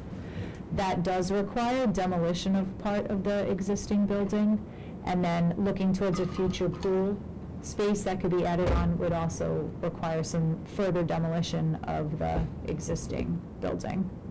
And we realize that's not ideal, but there are site constraints, and you don't want your gym, too far away from the remainder of the athletic program. So these renovation schemes are a little more complicated in their phasing. So first phase, 2 years, 1 month, is the academic addition and the redo of the fields and parking. And then once those spaces are available, we can vacate more of the existing building to move into that space. However, we are not vacating the dining or the gyms, so those spaces have to be renovated while students are still utilizing the school. So, they'll have to make a choice of, do those gyms become off limits and everyone's using the Mary Ellen Henderson Mustang gym, or do we push to have those gyms renovated during the summer when school is not in session? So there'll be some intricate phasing and sub-phases that will happen. It won't be a clean phase 2, but that's about 10 months. And then phase 3, once we're able to move more people into that phase 2 piece, we can build the additions up front. So that's becomes phase 3, the admin piece, the expanded dining, and the library piece. Sorry, I don't, sorry, I don't know. The blue line for phase 4 has to pull back over. Sorry, it creeped on me. And then phase 4 being the demolition of the rest of the building and the preparation for the economic development piece. So the total time is 4 years. So this scheme, part of the challenge with that scheme was the A wing is a little hard to program, partly because there's a disjuncture, between some of the instructional space, potentially if it were retained as sciences, for example, it's a bit remote from some of the other academic program. So what this scheme tried to do is resolve some of that by demolishing the A wing right off the bat. So it's a smaller portion of the existing building that's retained about 50,000 square feet versus about 90,000 square feet in the prior scheme. And so it builds the preponderance of a new academic tower here, and then makes some additions of the public space as a connector again, but with Mary Ellen Henderson. Similar additions made to provide a new entrance to the campus and appropriate adjacencies for the administration at the front door, but again retaining the kitchen dining area, and so there's 2 loading docks here, one's each serving the existing kitchen locations in this instance. Here's our 6-acre divide with a mixed-use development again. Again, large parking, loading court here, parking again, similar, taking advantage of the sort of geometry of the site around here, and similar configuration of outdoor fields in this instance.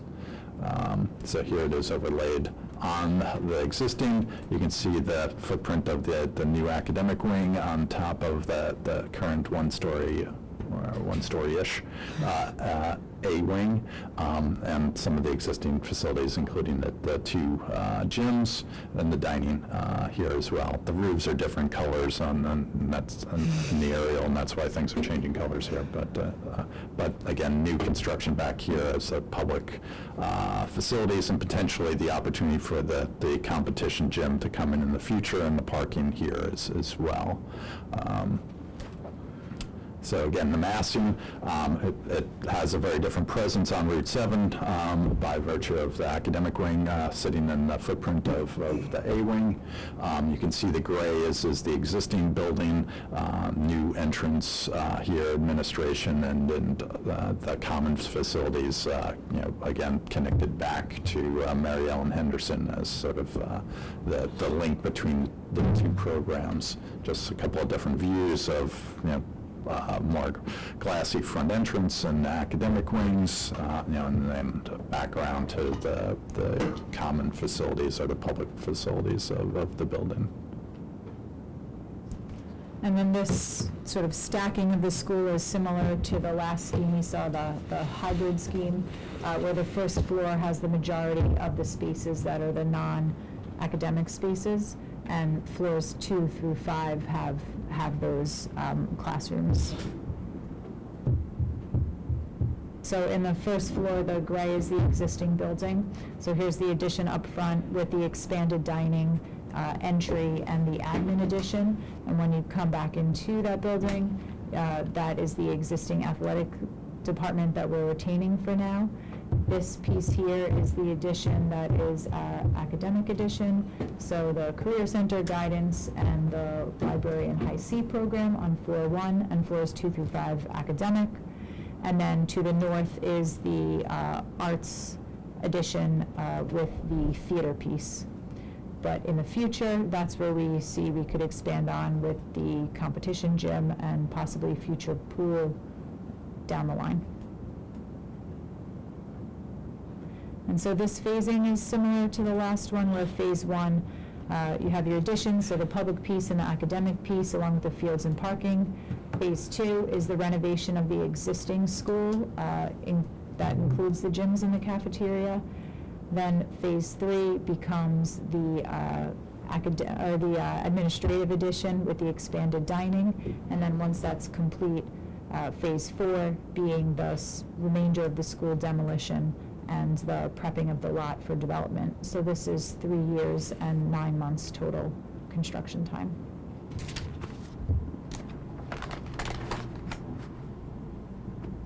Sure. So we know that's a lot to digest, and so we thank you for your patience here. What we try to do is just suggest, one way of evaluating, each of the respective options that you see across the top here of the 5, relative to some of the design principles. These are not all of them, but we thought, again, some significant ones that really impact the massing and the sort of creation of a learning community, heart of the school, a high-C integration, flexibility, civic presence, on down the line, safe routes of school to school, and then some other criteria, ranging from how well it meets the ed spec that we were provided with. Again, each one of these options is endeavoring to fulfill the ed spec as it was given to us. The latter 2 options, did intentionally reduce the ed spec to, again, reduce the scope of the project and potentially control the budget by doing so, and by controlling square footage. So outdoor space and other opportunities here, sustainable design. So these are our dots. You may have a different opinion again, but again, green, we thought, fulfilled those criteria successfully. Yellow being sort of middle ground of it did it reasonably well, and then red, we thought it became a challenge for some of the projects. So again, thinking about the phasing and some of the implications of the community school, relatively straightforward to phase. Again, if it fills all the program criteria, it's maybe a little further walk between UVA and the front door here. So then some of the other options that got a yellow in that situation. The community 2, again, because community is a single phase of construction for the building. Community 2 is a 2-phase scheme, so that there's some more complexity associated with its phasing. Otherwise, seems to fulfill the criteria relatively well that we had talked about throughout the presentation. What was called the Civic School, again, putting the larger bar, here at the end of that sort of boulevard, again, has a different relationship by putting the academic wing here relative towards Mary Ellen Henderson, that the gyms and the more shared things may be a little disconnected from Mary Ellen Henderson, so a yellow granted there. And again, a phased project, so with some complexity. The hybrid school, as it's called, again, the larger portion of the existing building, about 90,000 square feet retained. Again, a little bit of a challenge in optimizing the A-wing in particular relative to the situation of some of the other academic program. So that's causing it to score a little lower on a number of these criteria here. So as we go through, again, program accommodation by design is reducing, particularly the athletic program, as is what's called the academic school. So again, not scoring quite as high, and other issues here. You can see that the 10-acre target is now 6 in both of these options, so it didn't score quite as well there. The life cycle, was also something that we talked about, that it is an existing building, that there are some, inherent constraints in its original construction relative towards optimizing the building envelope and other issues that we thought might also compromise its score to some extent. Again, multiple phases and sub-phases, inherent in this. This is how Fairfax builds, however, so it is possible, and the sort of sub-phase while it's occupied, so you can do these things. It's just challenging, in staging and phasing, but still doable. And then there's some cost impacts associated with that. Can I ask one question about one line? On the Mary Ellen Henderson expansion connection, is that just connection? I didn't see any of the expansion spaces shown, so I'm trying to figure out if you looked at future space for expansion or not. Yeah, it's a good question. And See, but yeah, there's a couple of ways that Mary Ellen Henderson, can expand, right? And the easiest way is that you extend its existing circulation either forward, over the front door, or you go backwards, between this interstitial space is one way that you would logically expand the circulation system. And so we've tried to allow for that in some of the options, and some of them, going forward's a bit easier. That does impact the program, however. You can go out in this direction as well, and I've seen schemes that would do that. That does have a greater impact on the internal program space, rather than just sort of taking the circulation and running it out into the addition. So there's different ways that it can expand over time. Right, but I think the point is you had the word expansion in your chart, and here you've got places you could do it, but you're not actually doing it anywhere. So it seems like the word expansion here shouldn't be here. well, It's allowing for that expansion, right? Whereas it's more challenging in some of the other options. And one piece of conversation was, particularly in the hybrid scheme, potentially you could even allow the A wing to, again, because it is sort of an isolated area of academic space potentially within this plan. That could be the middle school expansion space. It's not necessarily connected. You could address maybe that issue, but again, thinking about the alternative use of some of that space, which is currently in the A wing on a scheme like that. So different options. Again, you can either take this building out either end, or you could think of alternative ways of sharing some of the space within the high school footprint as well as additional instructional capacity. So in a scheme like this one here, for example, Civic School, you maybe could get some sharing, even between the classrooms and the new construction of the high school that would feel as though they're part of the middle school expansion. But Civic School was yellow, whereas Community 1 and Community 2 were green, I believe. Yeah, maybe we were a little severe on that, but... well, I think that was in response to a comment we got at our last meeting, that it seemed like there was a preference to have the public bar between the middle school and the high school. So there was more of a separation between the students. So I think that was reflecting a comment from the last meeting. But they all have a little expansion off the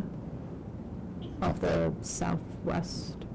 Yeah, so, it's potentially, go forward here, and reprogram the building again, as it logically could expand forward. Mr. Castillo? Could you speak to efficiency in terms of, are there a couple of options here where there are little triangles of space that end up sometimes in one place and some other times in another? Any comment about which, for example, Community 2 has that little orphaned island in front of the addition. And then that kind of gets repurposed in, like, for example, in Community School, that little triangle ends up as kind of courtyard space. Yeah. So I know it's a tight space and trade-offs of life. Is there a particular configuration that seems to make better use of the space? kind of like trying to stamp out as many sugar cookies at Christmas time. Yeah, I've been there. So, yeah, well, I mean, the thing that's not written into the ed spec is the idea of, other outdoor educational space, right? So, as you're suggesting, you could imagine this as a courtyard that starts to provide some of those outdoor classroom environments, here. So that's, suggested, I think, in some of these other buildings. Community 2, has a little space here. This, I'm not so sure that you would need to actually put the drop-off there, that you could do a drop-off at the perimeter, and then this becomes, I would think, actually a very gracious south-facing plaza that would be have a pleasant microclimate throughout the year. So again, you might have space in front of the building that becomes, sort of outdoor academic space. If you go to Yorktown, for example, there's an amphitheater in front of Yorktown's front door that the kids fill constantly, as is a great way to enter the building in the morning. So, I think those opportunities exist here as well. This started to play off of some of the public space making of, that one of the urban design schemes, were coming up. So it's trying to do some of that, take advantage of this space and capture that as an idea. But again, there's some nooks and crannies in here, pretty efficient use of the outdoor space. But here again, you see that idea of there might be a plaza here, other plazas, here around the building too. I think some of these outdoor extensions of the learning environment, could actually be really nice amenities, in a lot of situations, and not strictly think about, the athletics program as all of the outdoor space. So, again, these are diagrams. They are, the computer allows you to draw things in very hard line, and some of our younger folks can render these really nice in plans, and but there's some massaging and lots of massaging potential, to create different opportunities, in each of the schemes. But what we're trying to get to again are that's sort of the big decision factors, though, of it could be plus or minus like this, but we can change this plaza, in lots of different ways, and realize that. To reiterate again in a different way, some of the data that you've seen. Again, trying to optimize, towards the 10-acre goal, or the agreement with Fairfax, on the new construction here. So the 3 new construction schemes are doing that. They're all a little different in their square footage, to some extent as they're realized, but pretty close to what the target was. I think the ed spec did a nice job of grossing up the building. So you can see that they're all new construction. There's no renovation associated with the first 3 schemes. The parking spaces, are all in excess of the 300 that we set as sort of a minimum threshold, potentially. But the major distinction starting to be, where they're situated on the site, and the numbers of phases associated with them. And Andrew, do you want to describe? That was just what we were talking about before, where it could either be 2 phases on the civic school, 2 phases requiring no quads, or 1 phase requiring 4 quads, which affects the schedule being 3 years, 7 months versus 3 years, which we have a slide on the schedule that goes into more detail. And so again, just quickly thinking about the schedule, the fastest to implement the building is a community school, and then others ranging up to approximately similar durations. The modernization options, again, 6 acres, more the norm and opportunity for the mixed-use development here.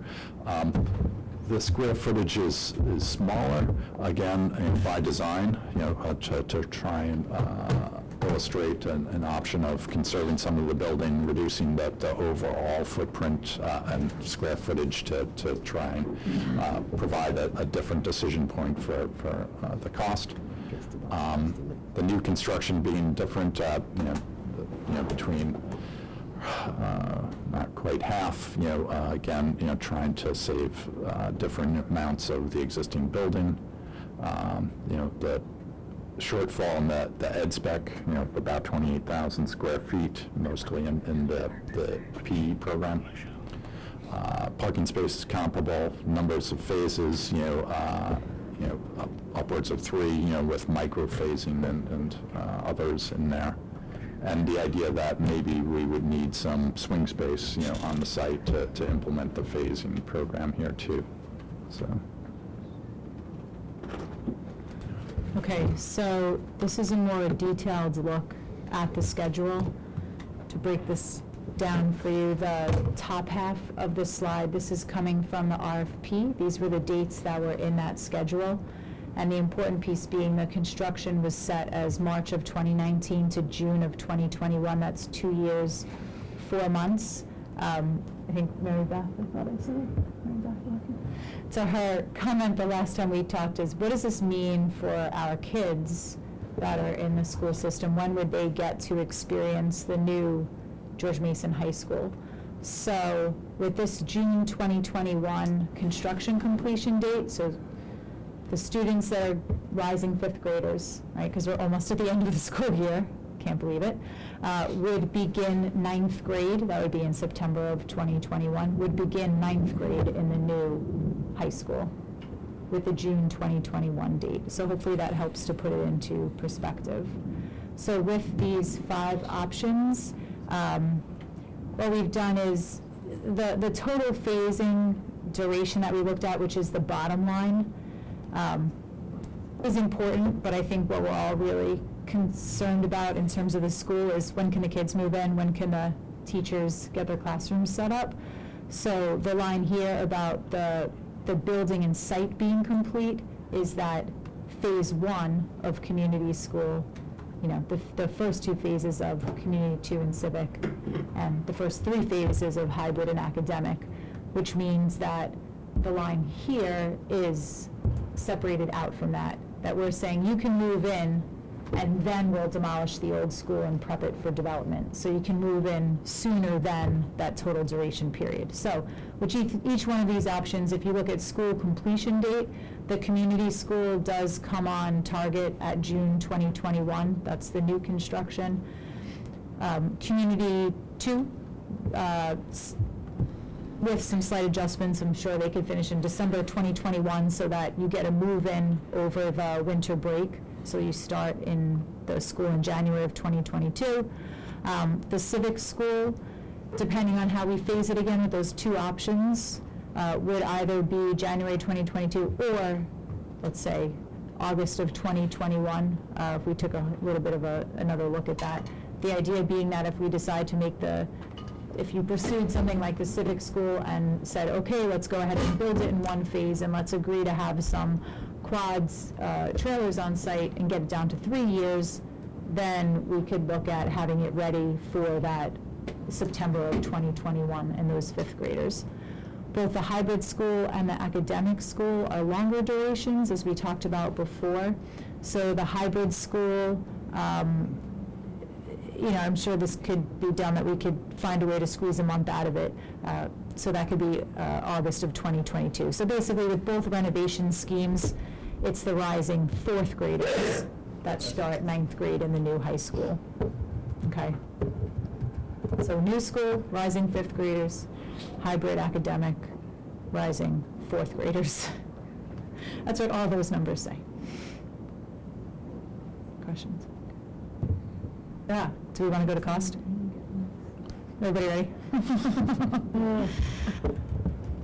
Okay. Okay. Do you want to? We can team this one. So the cost estimates that we're getting back from Davis Construction, this is preliminary estimates that we've been going back and forth with them really in the past 48 plus hours to get this information. So, did I reverse that? I did. I reversed that. It's okay. Can I? No, I can't really edit. I can edit. I'm going to edit something quick. Sorry. because Davis did it this way. Here we go. All right. Sorry about that, like I said, 48 hours. Okay, here we go.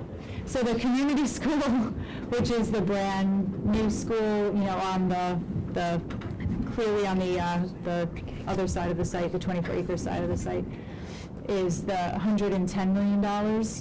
Community 2 school, that estimate is in progress because that was based on some more recent feedback we got from the committee saying, hey, let's try that academic bar and sort of that, leaving that L-shaped piece for development. So that's in progress, but we're expecting it to come in around the civic school price, so you could use that as your basis for now. The civic school at $119 million, and then hybrid and academic coming in around $103 million. So the breakdown that you see on the right half of this slide is looking at the costs for all the things that make up that total number, right? So the site piece is the bottom piece here. That number is sort of related to the amount of site that we have left over to work with. So the community school being the smallest site at the 10 million and going up from there. The next piece that you see is the field number. So in all these schemes, the 4 fields, the softball, baseball, tennis, and multi-purpose fields together to redo those cost almost $5 million. That includes turf for the multi-purpose field and sod and irrigation on the softball and baseball fields. So the next piece is the demolition, about $3 million, $3.5 million for the community and the civic school, because we have an entire school to demolish, and that includes abatement of any hazardous materials that might be there. And hybrid and academic, a little bit less than that at 2.6 and 3.1, because we don't have as much of a building to demolish with those. The next piece, which barely shows up in those new school options, is the renovation piece. So $200,000 and $400,000 for the community and civic school, and that's because those options we showed the centralized kitchen, so there'd be some renovation work to bring those kitchens together, as well as a link, circulation link between those spaces, and that could be on a number of floors.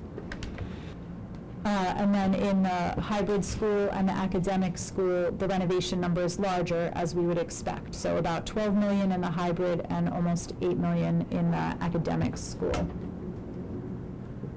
Then in terms of the construction and the additions, so about $66.8 million on the community, 70 on the civic, and then less, around $45 million on hybrid and academic. I mean, we still have a lot of new square footage to build for these 2 options. The next piece we look at is the phasing. So with the community school, we have no phasing cost. Remember, that was all built in one phase.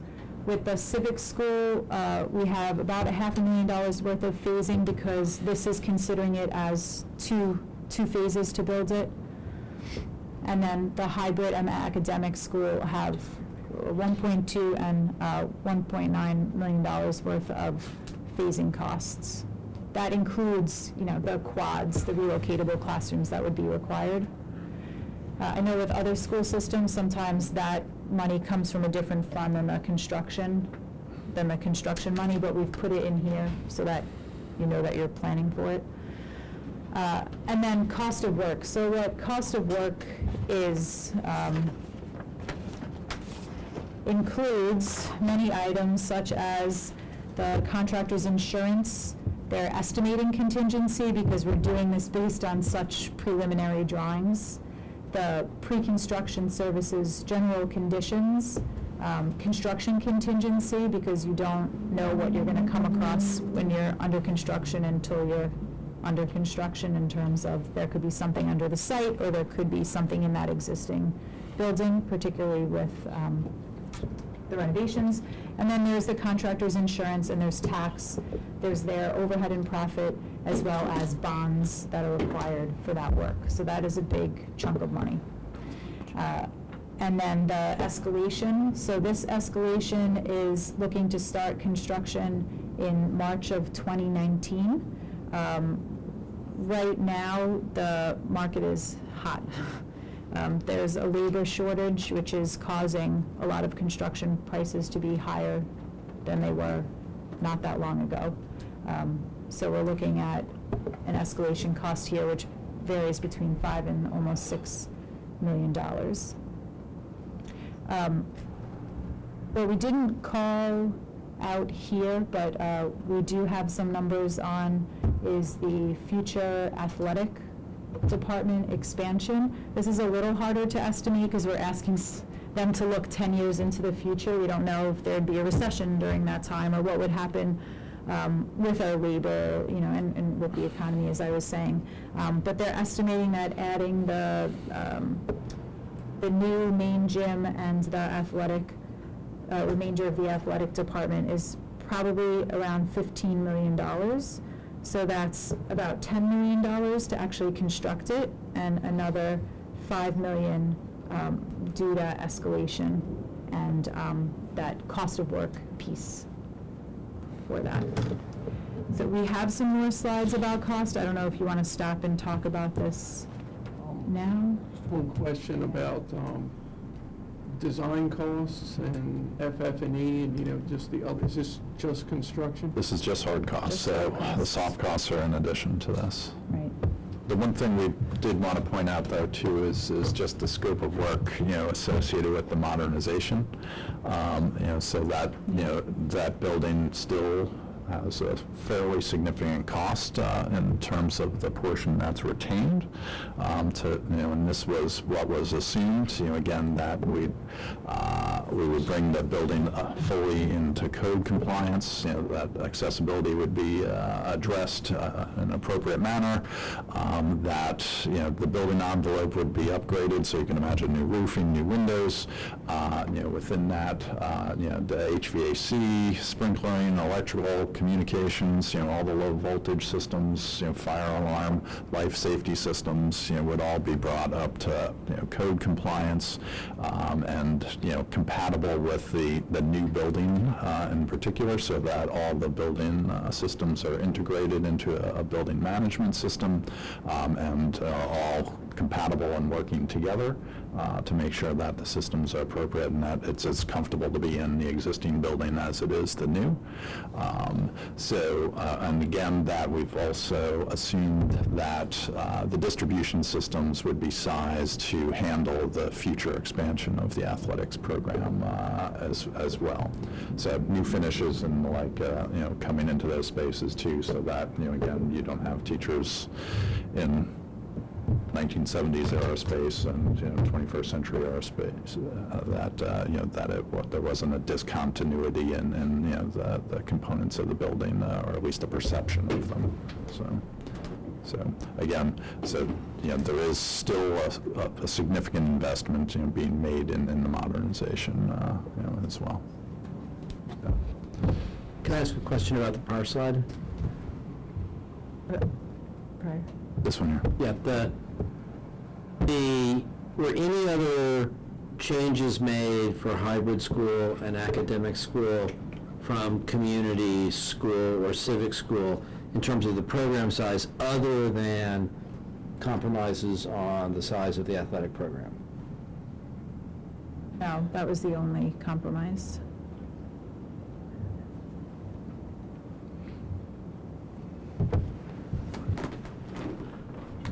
I was just going to say, we'll open the floor to questions from anyone.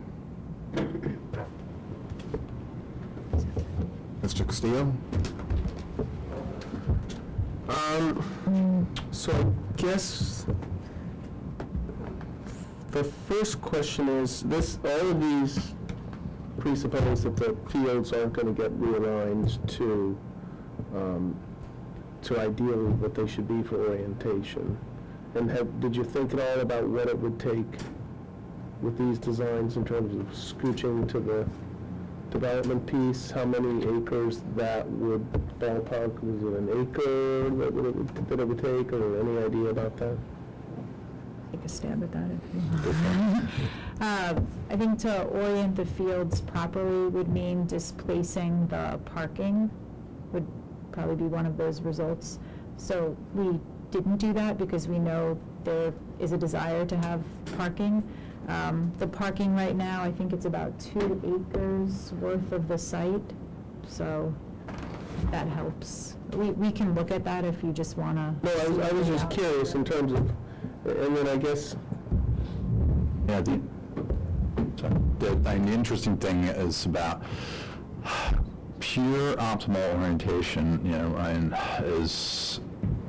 creates greater inefficiencies around the fields too. So what we tried to do is nestle them together in sort of a kind of interlocking manner that optimized the site. Now that may seem a bit of a compromise, but actually when we looked at the sort of 10 piers, you recognize that none of those high schools had optimal field configuration, from Yorktown to Bethesda, Chevy Chase to Wakefield, all the way down the line, that everybody has dealt with this issue of, we've got to rationalize, solar orientation in the fields in some ways, relative towards the geometry of the site. So we did take that liberty here, to try and create the optimal interlock, in some ways. Now your existing baseball field's a perfect illustration. It is 180 from, optimal solar orientation. So, but, I'm sure the teams would have a perspective on that, but that's baseball though, right? I mean, they're playing Fenway out Park now. is not. Yeah, the stadium is also not an optimal solar orientation in its current configuration. The football stadium. Yeah, So as we look at this, what are some of, I think one of the first things people are going to ask is, how can we cut costs? And the hybrid design didn't work out particularly well. What are some of the trade-offs that we're looking for, and what are the false economies to be wary of? I mean, it may just be that we are where we are, but what can you say in terms of finding some daylight here? yeah. Well, we did start to put some list together, and this is not necessarily comprehensive, but again, the reason we spent so much time on the benchmarking is to say, well, Langley High School is a fine school, and how do we compare to them? Yorktown also delivers a good education, and how do we compare to them? So maybe we want to think about reconciling some of the differences that we saw in the benchmarking study. Mm-hmm. And if you're going to have, that's where you're going to reap the greatest return on, right? So yes, at some point you can start to discuss this system versus that system, or this finish versus that finish, or this exterior wall system versus that, but you get the whole package in some ways if you make the building smaller. You reduce your finishes, you reduce the size of the systems, you reduce the building envelope, you reduce the structure.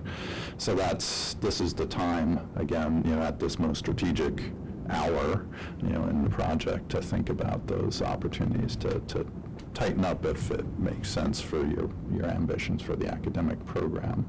So we think there's gains to be made there, and again, why we did spend so much time today and throughout the study to focus on that.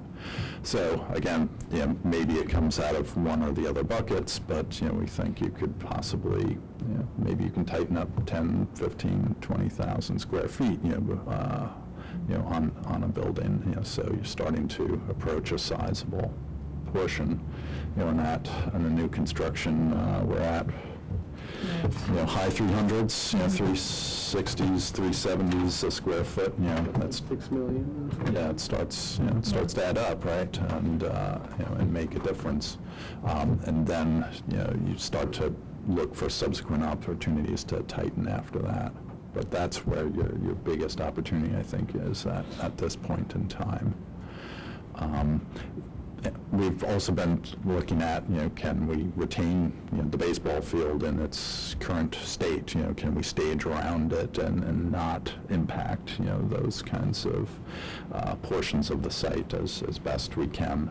And if the contractor has enough room to maneuver around, the construction site, and whether or not that's again, something that we can displace. The cost of parking, again, if we can reduce the parking footprint here, again, Yorktown only provides maybe 10 spots for students, on their campus.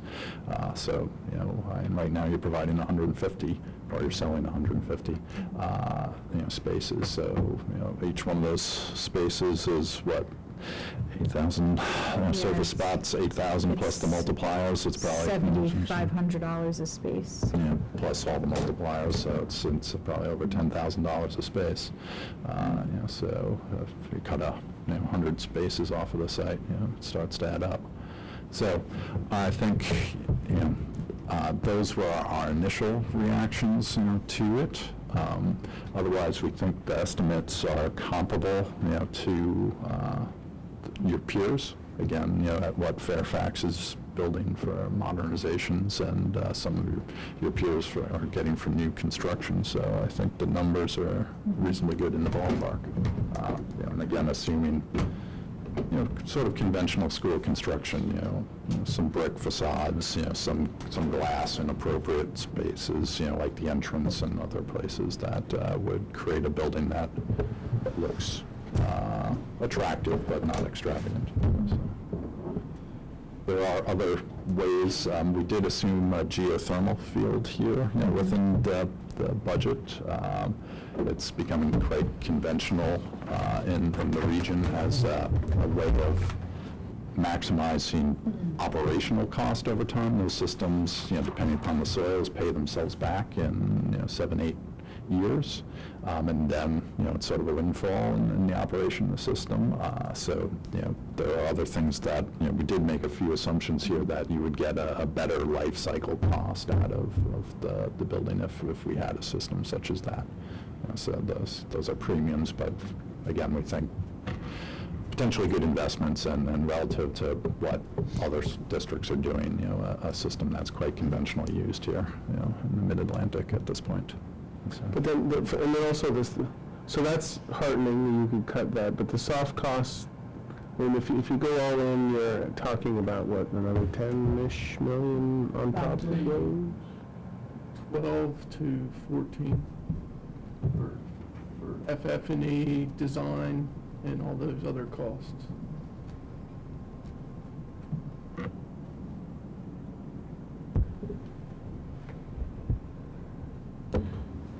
Others, just a moment.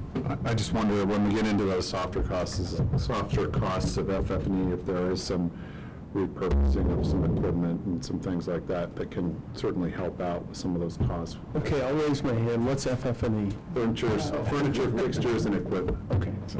Yeah, sorry. That was future farmers and engineers. Educators. We typically describe it that if you took the building and you turned it upside down, everything that fell would be the FF&E. So your stuff that's not bolted down. Would be our entire building, man. So there's A few quarters, too. So the point is, we could repurpose some equipment to have some cost savings in FF&E, furniture, fixtures, and equipment, for French fries. Right, we had worked on an Arlington middle school a while back, and they did that. They moved into the renovated part of the building using their old furniture, and then over time purchased new furniture. We did that at my old district at the high school as well. Of course, Mr. Lawrence. Just a few things. First of all, thank you for doing this. I mean, this must have been, what, 60, 70 slides? And Andrea, bravo for having 2 little mistakes in this. Oh, and yet so embarrassing, too, sorry. Well, fortunately, we caught them publicly, so that's what. I do think you need to put even a rough cost for the soft costs, the soft fees, into your cost slide, because we've run into problems before where we look at the construction cost and then somebody goes and says, well, we look at the overall cost, not the construction price. And then others go and they look at, oh, this is what the construction price was at Wakefield, which is, $40 million less than ours, and it was done 10 years ago. And so we just need to make sure that all the costs are in there, because the difference between 110 million and, 125 million is significant. And this is something that has come up before, so it'll keep coming up. One question I had was about bus parking.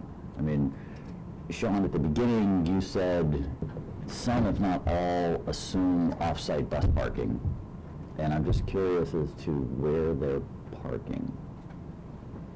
Well, there were earlier discussions about a property that's maybe southwest of where we are. Okay, so Don Byer.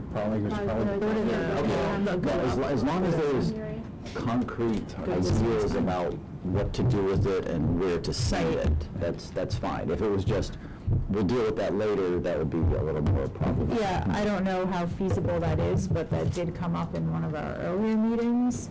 But the other thing is, right now, these are ranging from about 320 to 350 parking spaces. Our goal was 300. Our goal was based on the feedback we were getting. If we say, okay, we're going to go with 300, then I think we could probably also realize some spaces on site as well. Okay, and that's taking into account the buses you would need at 1,500, not... Yeah, it probably wouldn't be all of them, because buses take up a lot more space than cars. Right. Okay, but as long as you're thinking in concrete terms...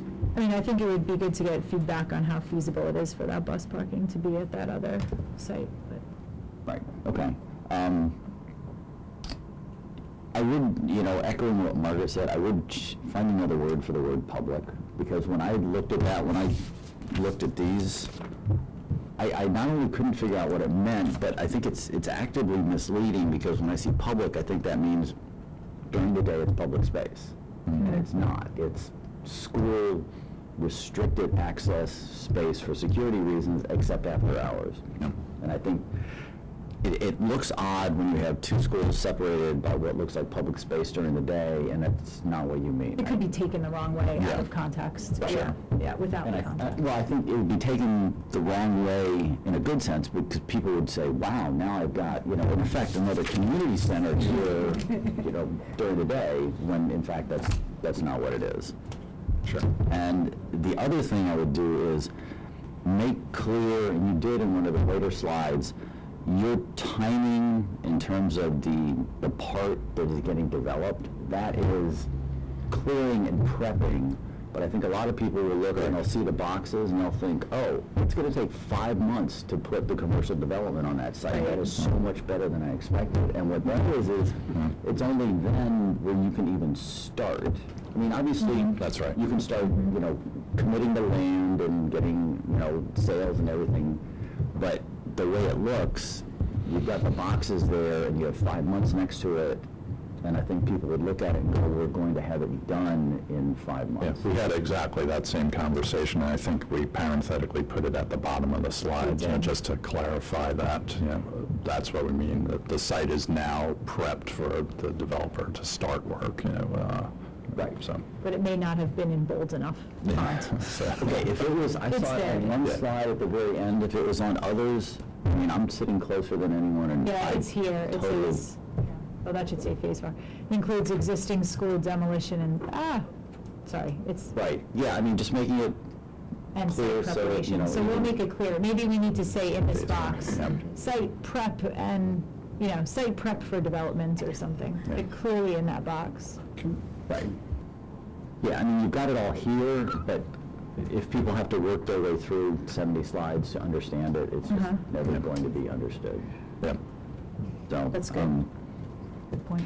And just back to the Mary Ellen Henderson expansion, Sean, on one hand, you said there's room for expansion, there's always room for expansion, but then Andrea, you said in every one there is expansion on like the southwest corner. So it seemed like there was expansion, but it also seemed like there wasn't at the same time, so I had to figure that out. We showed it on the site plan. is what I meant. We showed, here's where a possible expansion happens. But to Sean's point, we could also expand here. So what Sean was talking about was that the circulation for the building, the main circulation runs this way. So the logical piece to come out is either at, let's say, that northeast end or that southwest end. At the northeast end, for the most part, we've expanded the we've put the high school building there, so that locks us off from that possibility, which is why the most logical place in the footprint of the building is to come off of the southwest portion. If we, to what Sean was talking about, the mouse keeps disappearing. If you come off of this bar here, you affect classrooms that are already in place. So you'd have to, take 3 classrooms out on the 2nd and 3rd floor in order to connect in there. So what I meant was that we show a possible expansion on the site plans. Where that would be is not in the estimates. Okay, it's just on the chart with the dots, which I'm sure Mary Beth thought up because she loves the cell phone plan things that you can easily compare. When I see expansions, to me, that means expansions for Mary Ellen Henderson are included anytime it says green. So you could put future in there, yeah. Yeah, I mean, I think showing it with the dashed line helps, but here it's just misleading. Okay. So that's it. I mean, this is great material. So That's thank good feedback, thank you. Thanks for the comments. Other questions? Go ahead. I was just going to turn I was gonna ask if there were any reactions to this particular slide, knowing that there are five options that are out there. What's your reaction to each of these? I mean, you've got a lot of information and a lot of questions. Is anything, as we are potentially talking about trying to narrow this evening, just jumping out at you? Okay, so I've ranked them. It's my own personal ranking system. Awesome. I put community first. But it's a bit tied with civic for me. I like how we've got that buffer with the field right there, but I don't like that the field is separate from the rest of the fields. So that's kind of, the civic, there's not as much of a buffer between the school and the economic development. But I like that design when you come into the, it really becomes part of the community, and I like that aspect of it. But I also like the community school, how it's a bit set back a bit more. The academic wing is almost tucked behind. It was protected back there. So the students are really separated quite a bit from the commercial area. I don't love that the practice field is separate from all the other fields. And then the next thing would be much further down my list with the academic school, community 2, and hybrid school for various reasons, including cost and the sprawling nature of the renovation options. Also, with the horn there, Mr. Nkuma? I think I spent too much time with Phil on Friday morning, so I'm getting corrupted by the economic development aspect of it. But and I will go with her 2 as the top choices for me for those reasons, that it leaves us with a little bit, having heard from the development community, Phil and I, over the last few months, I think we're better positioned to go with those 2 that Erin has outlined. For me, for the reasons that it gives more room for the economic development or that community which is looking for a little bit more than 4 acres or 6 acres, because they've made it clear that my understanding from what I've heard is the 10 is about what they'll be interested in. Anything less than that doesn't give them too much of an appetite for this sort of thing. And yes, it sort of makes, to Aaron's point, it makes the design a little more compact, those 2. The other ones are spread, and the 2 that involve the renovations, a little busy for me, and also I'm struggling with how you mix it in with a new building, and then in one option, you actually renovate the old building inside the new construction. It's a little messy for me, but I don't understand. So just for clarification, community school and then civic school. Yes. And then was there, of the hybrid and of the academic, was there one that you preferred? No. Of those two? No. And sorry, we were meant to pass these out earlier, but it seems, but if you want, there's just your own personal copy if you want to. Ms. Lord? Yeah, See, there's the matrix. I think, I like the way Aaron summed it up. I'm in agreement with the community school, but I prefer the community 2 school over the civic. The civic school is a little, well, first of all, it's not, the classrooms aren't at that angle.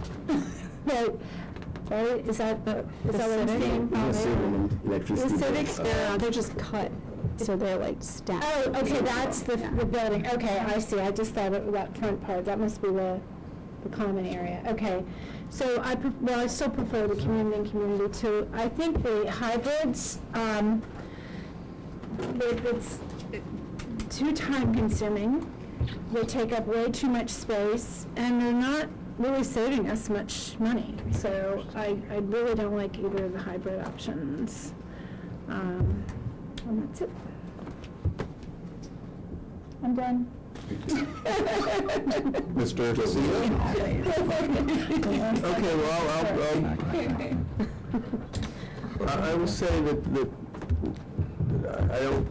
I think each has its strengths and weaknesses. I think they're so emotional now that I'm working very hard not to weigh in on any particular ones, because I think there are some extremely key issues, traffic flow, for example, where I think in some instances here we just haven't been able to think it through enough. I think these have, the purpose of this exercise is to validate our program, I think to identify the trade-offs that we face, and then I suppose try to find if there's any one that was just a screaming deal that we would seize on right away, and I think we've seen that's not the case. So at this point, I think I would say the renovation options don't move me, but I think it might be worth, excuse me, from a cost standpoint and a messaging standpoint, pursuing them to prove the negative that they aren't worth pursuing. Is there one you prefer? Of the new builds? Of the 2 renovation options? Well, I think the academic school is more realistic.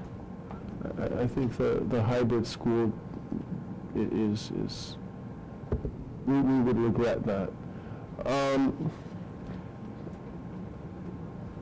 I think with respect to the new build ones, I think they all have some promise. I think it is important to message that we are already backing off from the school program with respect to the fields with these programs, and I think that's probably the appropriate and smart thing to do, but I do think it's important to acknowledge that we've already done that. So, you know, my view is I look forward to seeing some additional plans down the road to see how these things really play out. So.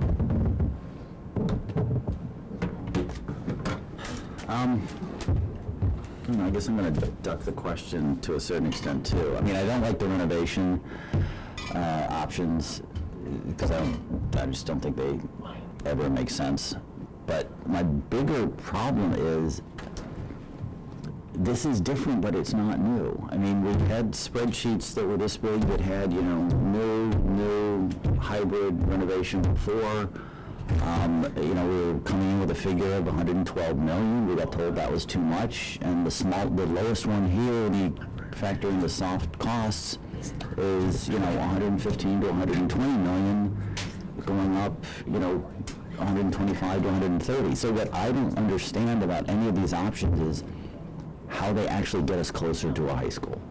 That's my biggest problem, because every single time we've gone down this road, we've done similar things, we've had similar studies, and it's always founded on cost, and we are at the same cost.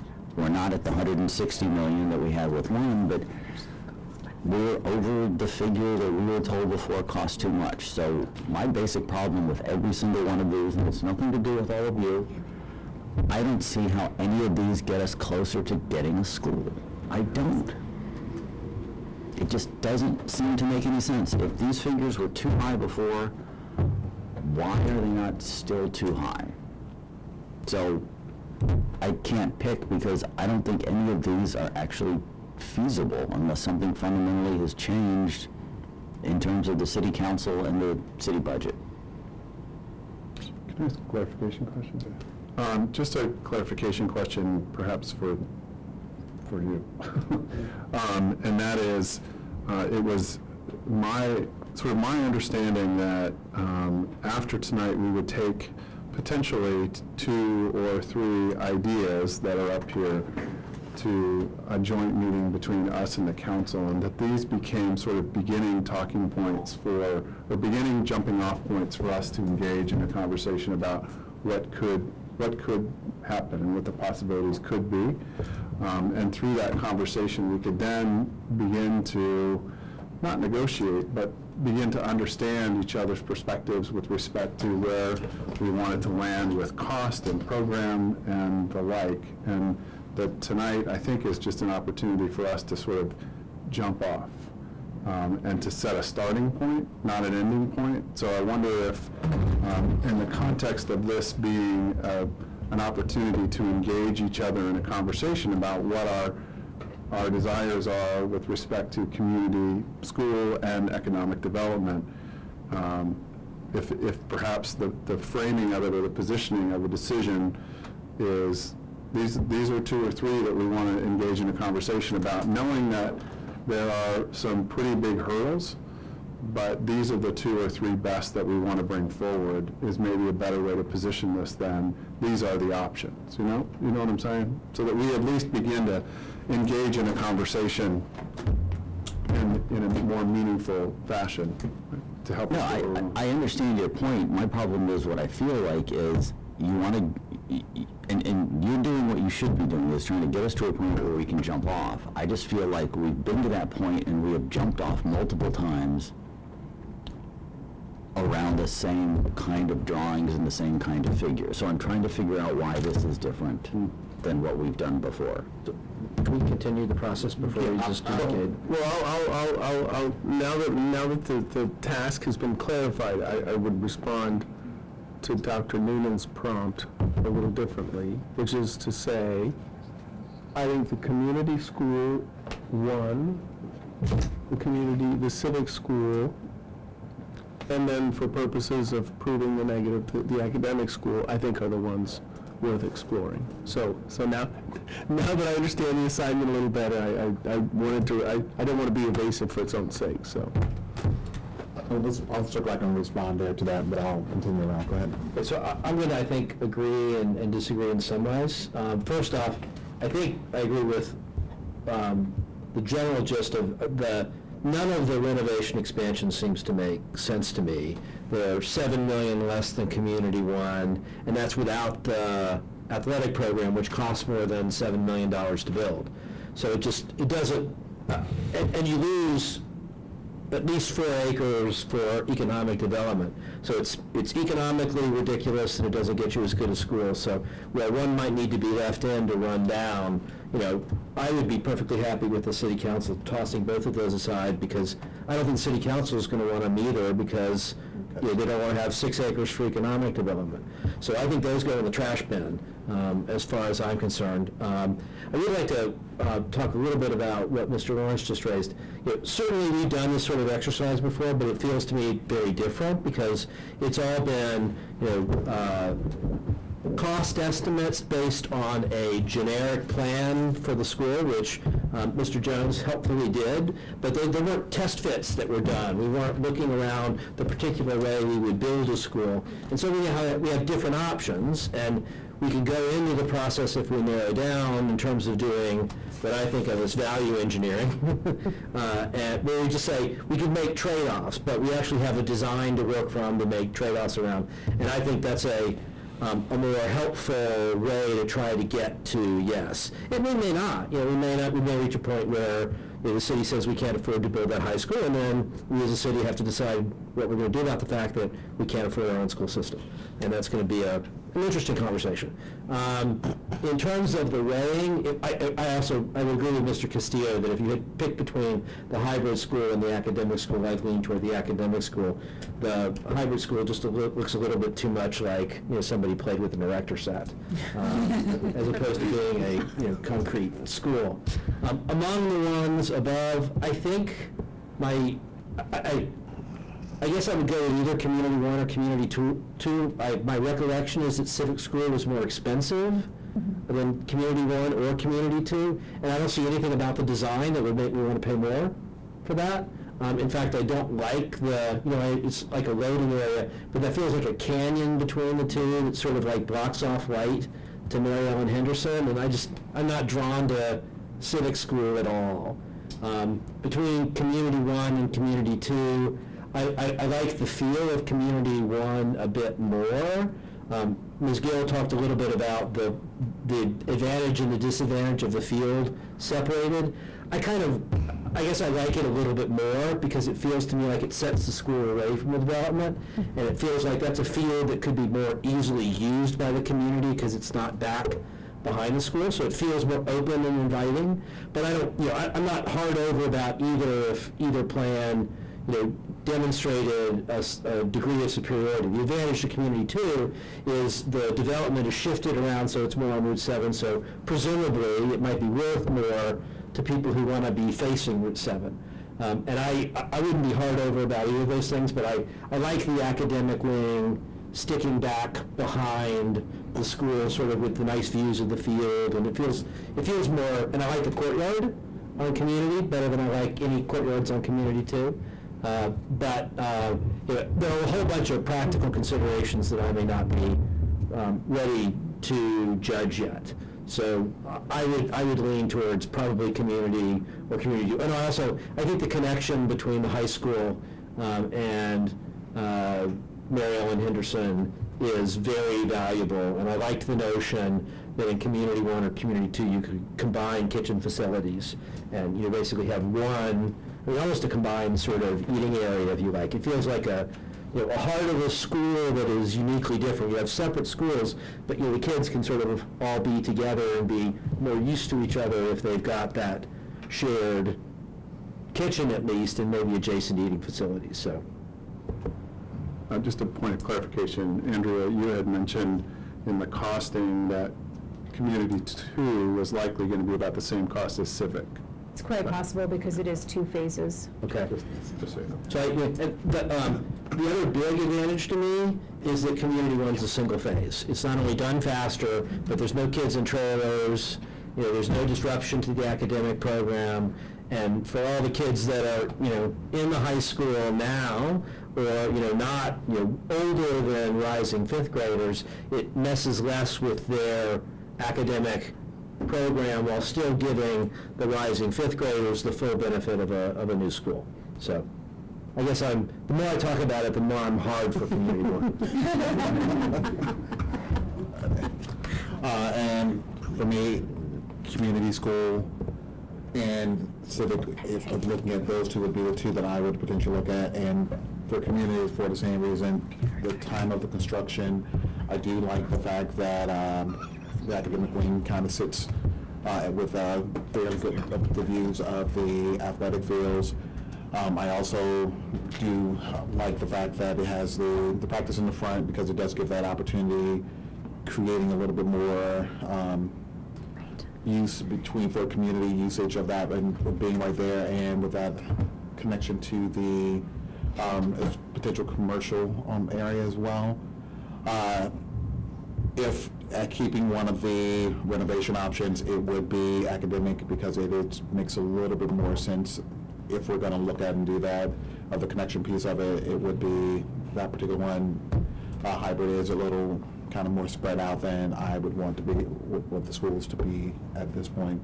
And then responding to Mr. Lawrence, I think the difference with this particular project is by having the smaller group that has done this, what we've done over the last couple of years, there's been 14 of us sitting in a room and butting heads. where at least some of the work has been done by smaller groups from both sides with staff involved, that I think that everyone's hearing some of the same things and kind of working back and forth a little bit better than what we were before.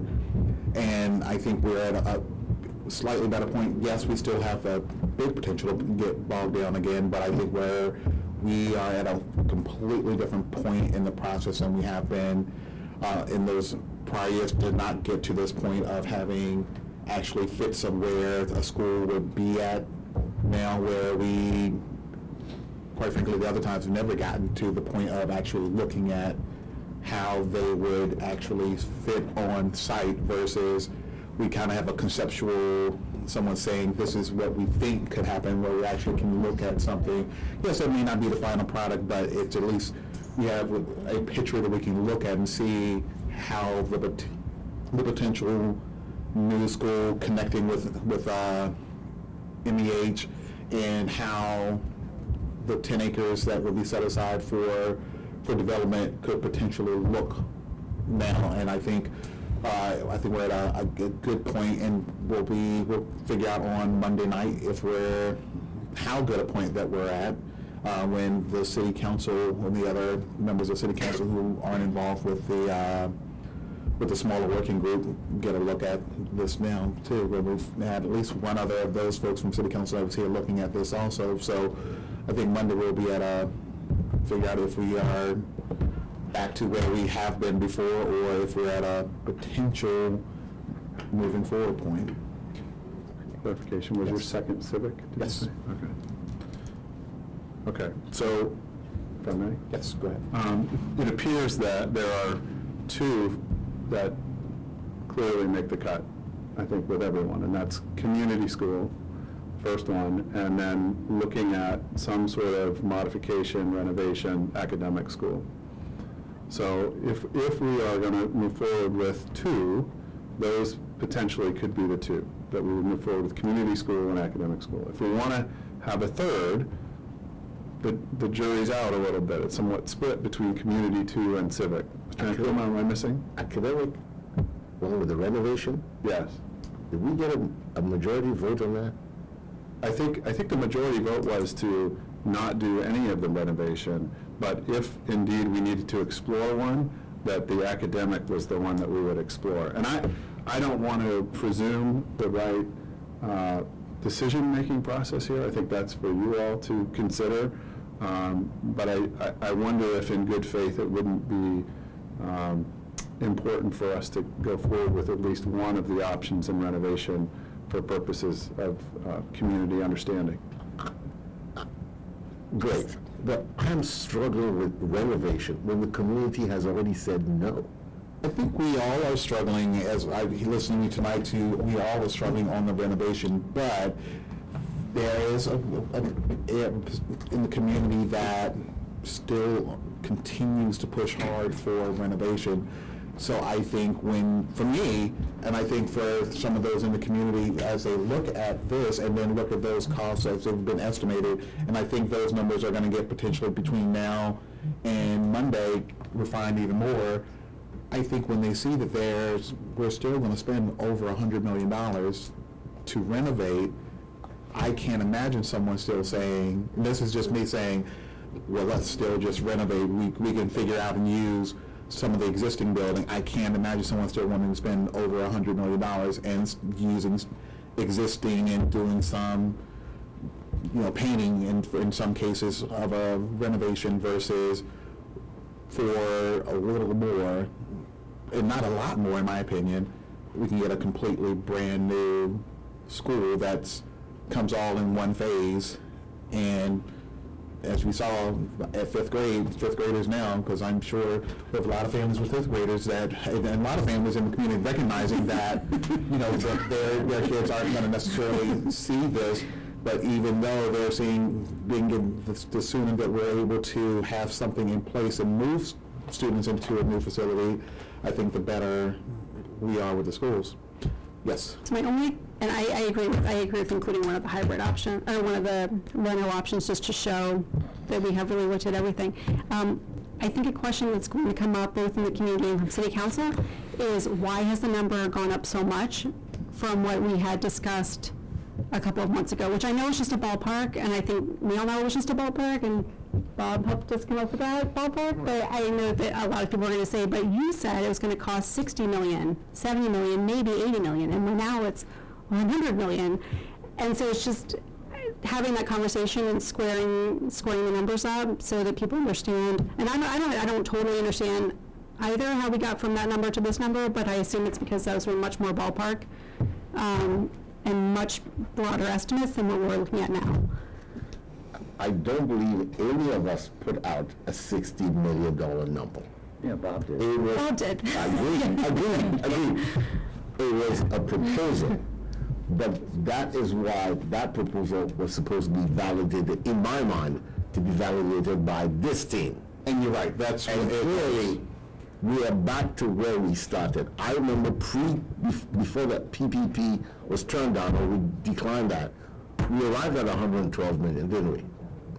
If anything's come out of this study today, it's when we realize, or it's just validated that we aren't going to get anything cheaper than $100 million. So we just have to get. And the longer we wait, and I just checked, and what was this? I'm looking at it over here. The dollar was $100 in 2008 is now worth $113 in 2017. The point I'm making is it will not stop going backwards. So maybe the 14 of us, my esteemed colleagues on the other side, we need to get together and move this thing forward. I just put here, maybe we should just borrow $100 million and start building. Don't worry about anything else. Because the next study is going to move it to 150. We'll still be sitting here. Otherwise, we are faced doomsday scenario of we can't afford the schools, and so what do we do? Anyway, that's my 2 cents. I have gone back and done a recount. And Margaret and Phil, I would invite you to weigh, excuse me, Ms. Ward and Mr. Reitinger, I would invite you to weigh in because it does appear that Civic actually had a majority sort of consensus agreement as the second option versus the Civic, or versus the Community 2 school. So, you know, I don't know what your definition of consensus is, but mine is, you know, when all the voices have been heard and the will of the group is evident, maybe that's the direction we go. So I would invite you to, you know, get your voices in the room if you care to. Well, I'd say I'm certainly for the secondary option, for the renovation willing to go with the will of the group. I'm not sure we need a secondary option. And it feels to me very much like the preference is for Community 1.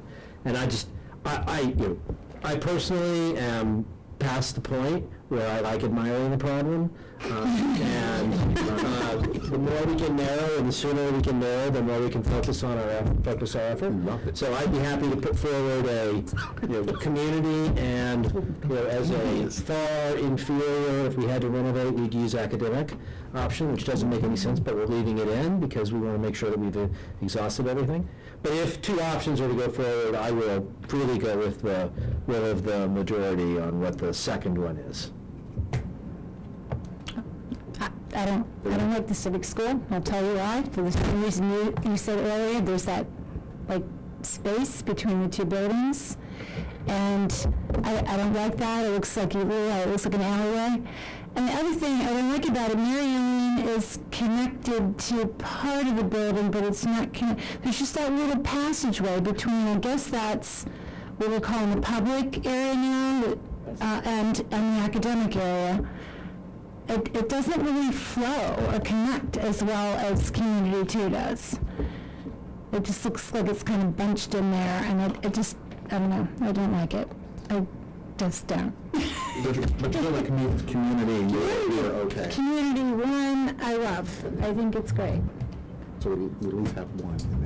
Yes, sir. Well, if I don't want to put you on the spot, Dr. Newman, but I would give you and the team at the high school 8 votes on what you think as professionals, this option, which options should carry the day. I'll stop what Mr. Castillo just said, too. I agree. Yeah, with everything Judge just said. I appreciate the opportunities, and I know Mr. Hills and I have had a chance to talk, and I've also spoken with Mrs. High and around the instructional program. We've also spoken with Mr. Padilla to talk about sort of the safety and security aspects of it.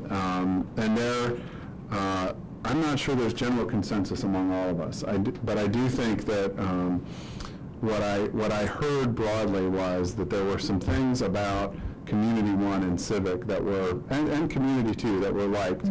I think specifically what was, in my opinion, a selling point for community school was that field in the front and having that buffer between the two. I also happen to like the joining of the two schools as the public or the gym space, because it does give the schools opportunities to share some athletic space, and I think in many ways it helps retain the identity of both schools, keeping George Mason High School, and Mary Ellen Henderson. And I think Community 2 does that as well to some degree. I know Mr. Hills really was a fan of the Civic School, and I don't want to put words in his mouth, but I will. Just to give you a sense of what he said. Actually, he's here. I could probably ask him just to join us. He just maybe Mr. Hills could join us. But I will say, here's sort of his feedback, is that it not only supports the GM MEH alignment, but it also supports the programs, allows it for clear delineation between the sports complex and academic building, and allows for some good flow. And that was one that came up high. I think one of the drawbacks to the community school, sort of in going back and forth now, is the distance between the field and the public space of the gym, but it's not nearly as far, in my opinion, as the Civic School. If you have kids dressing for PE on the public side of the Civic School, which is the right-hand side, how would they get over to the fields? I think that's a haul to get there. So I think that's a drawback. So if all things being equal, I think that my preference in listening to the voices and Bob as well, who was part of this, and Bob Schiller, who was part of this, I think there's community school would be a top choice. I think community or civic school would be a second, and then academic school would be third. So we're somewhat in alignment. Is that fair, Mr. Hills?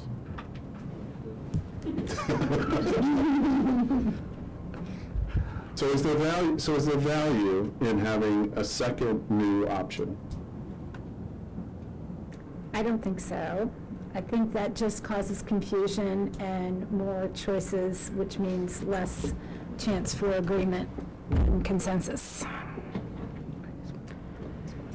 I would agree and end up disagreeing, because I think being able to show that, you know, we tried, there is no silver bullet here, and that's what, again, we have to prove the negative, that community school is one, civic school is another. We tried them both, and they net out the same. And so I think that being able to demonstrate that, it's a little more work, but I think it shows that we've looked at this from several angles.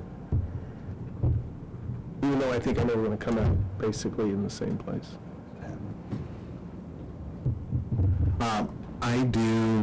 Actually, my heart of hearts agrees with Ms. Ward that I think sitting around this table, I think going with the one, and I think that is for me, and I think it seems like for us it's the best one, the civic.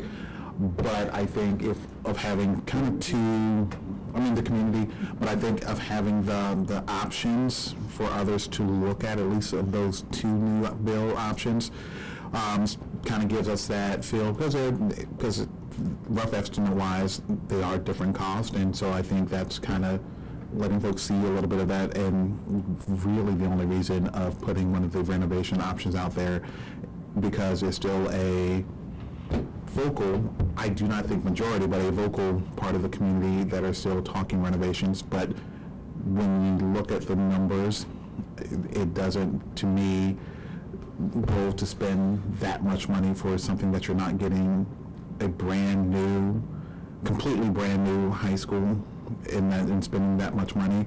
And that's just kind of just construction costs of that 103. That's not even putting in the soft and other costs that could be associated with it. Yes, the other ones have those same things, but still, at the end of the day, you're getting a brand new school, and there's potential ways of getting that brand new school that we can potentially still save and bring down some costs of what we were just talking about a few minutes ago, so. That's a good idea. Put it next to the community schools so people see how not to do it. Are there any other questions or comments, or are we at a point where we can potentially let Dr. Noonan work with our team here and kind of get things kind of teed up for Monday with our joint meeting with the city council, so that we can actually, everybody comes and sees what we have and potentially start sooner than later, because if we are truly, which still I'm a little iffy on, if we're still looking to do a potential referendum for this upcoming fall, time is quickly starting to tick away and not be our friend on this. But if that's the case, I think you kind of have some ideas and we could move forward. Yes, sir, I think it's pretty clear. So we're eliminating Community 2 and hybrid and moving forward with community school, civic school, and academic school. All right? Yes. Okay. Thank you. Talk about Monday. And B, I believe this will complete everything that we're going to be doing, that we're about to go into closed session, so there will be no additional business after that. So just to get the community, thank you all for coming out and being a part of this. And before you all leave, I just want to, again, good first meeting, Dr. Noonan. You said got one under your belt. Many way to go. All right, this is just warming up.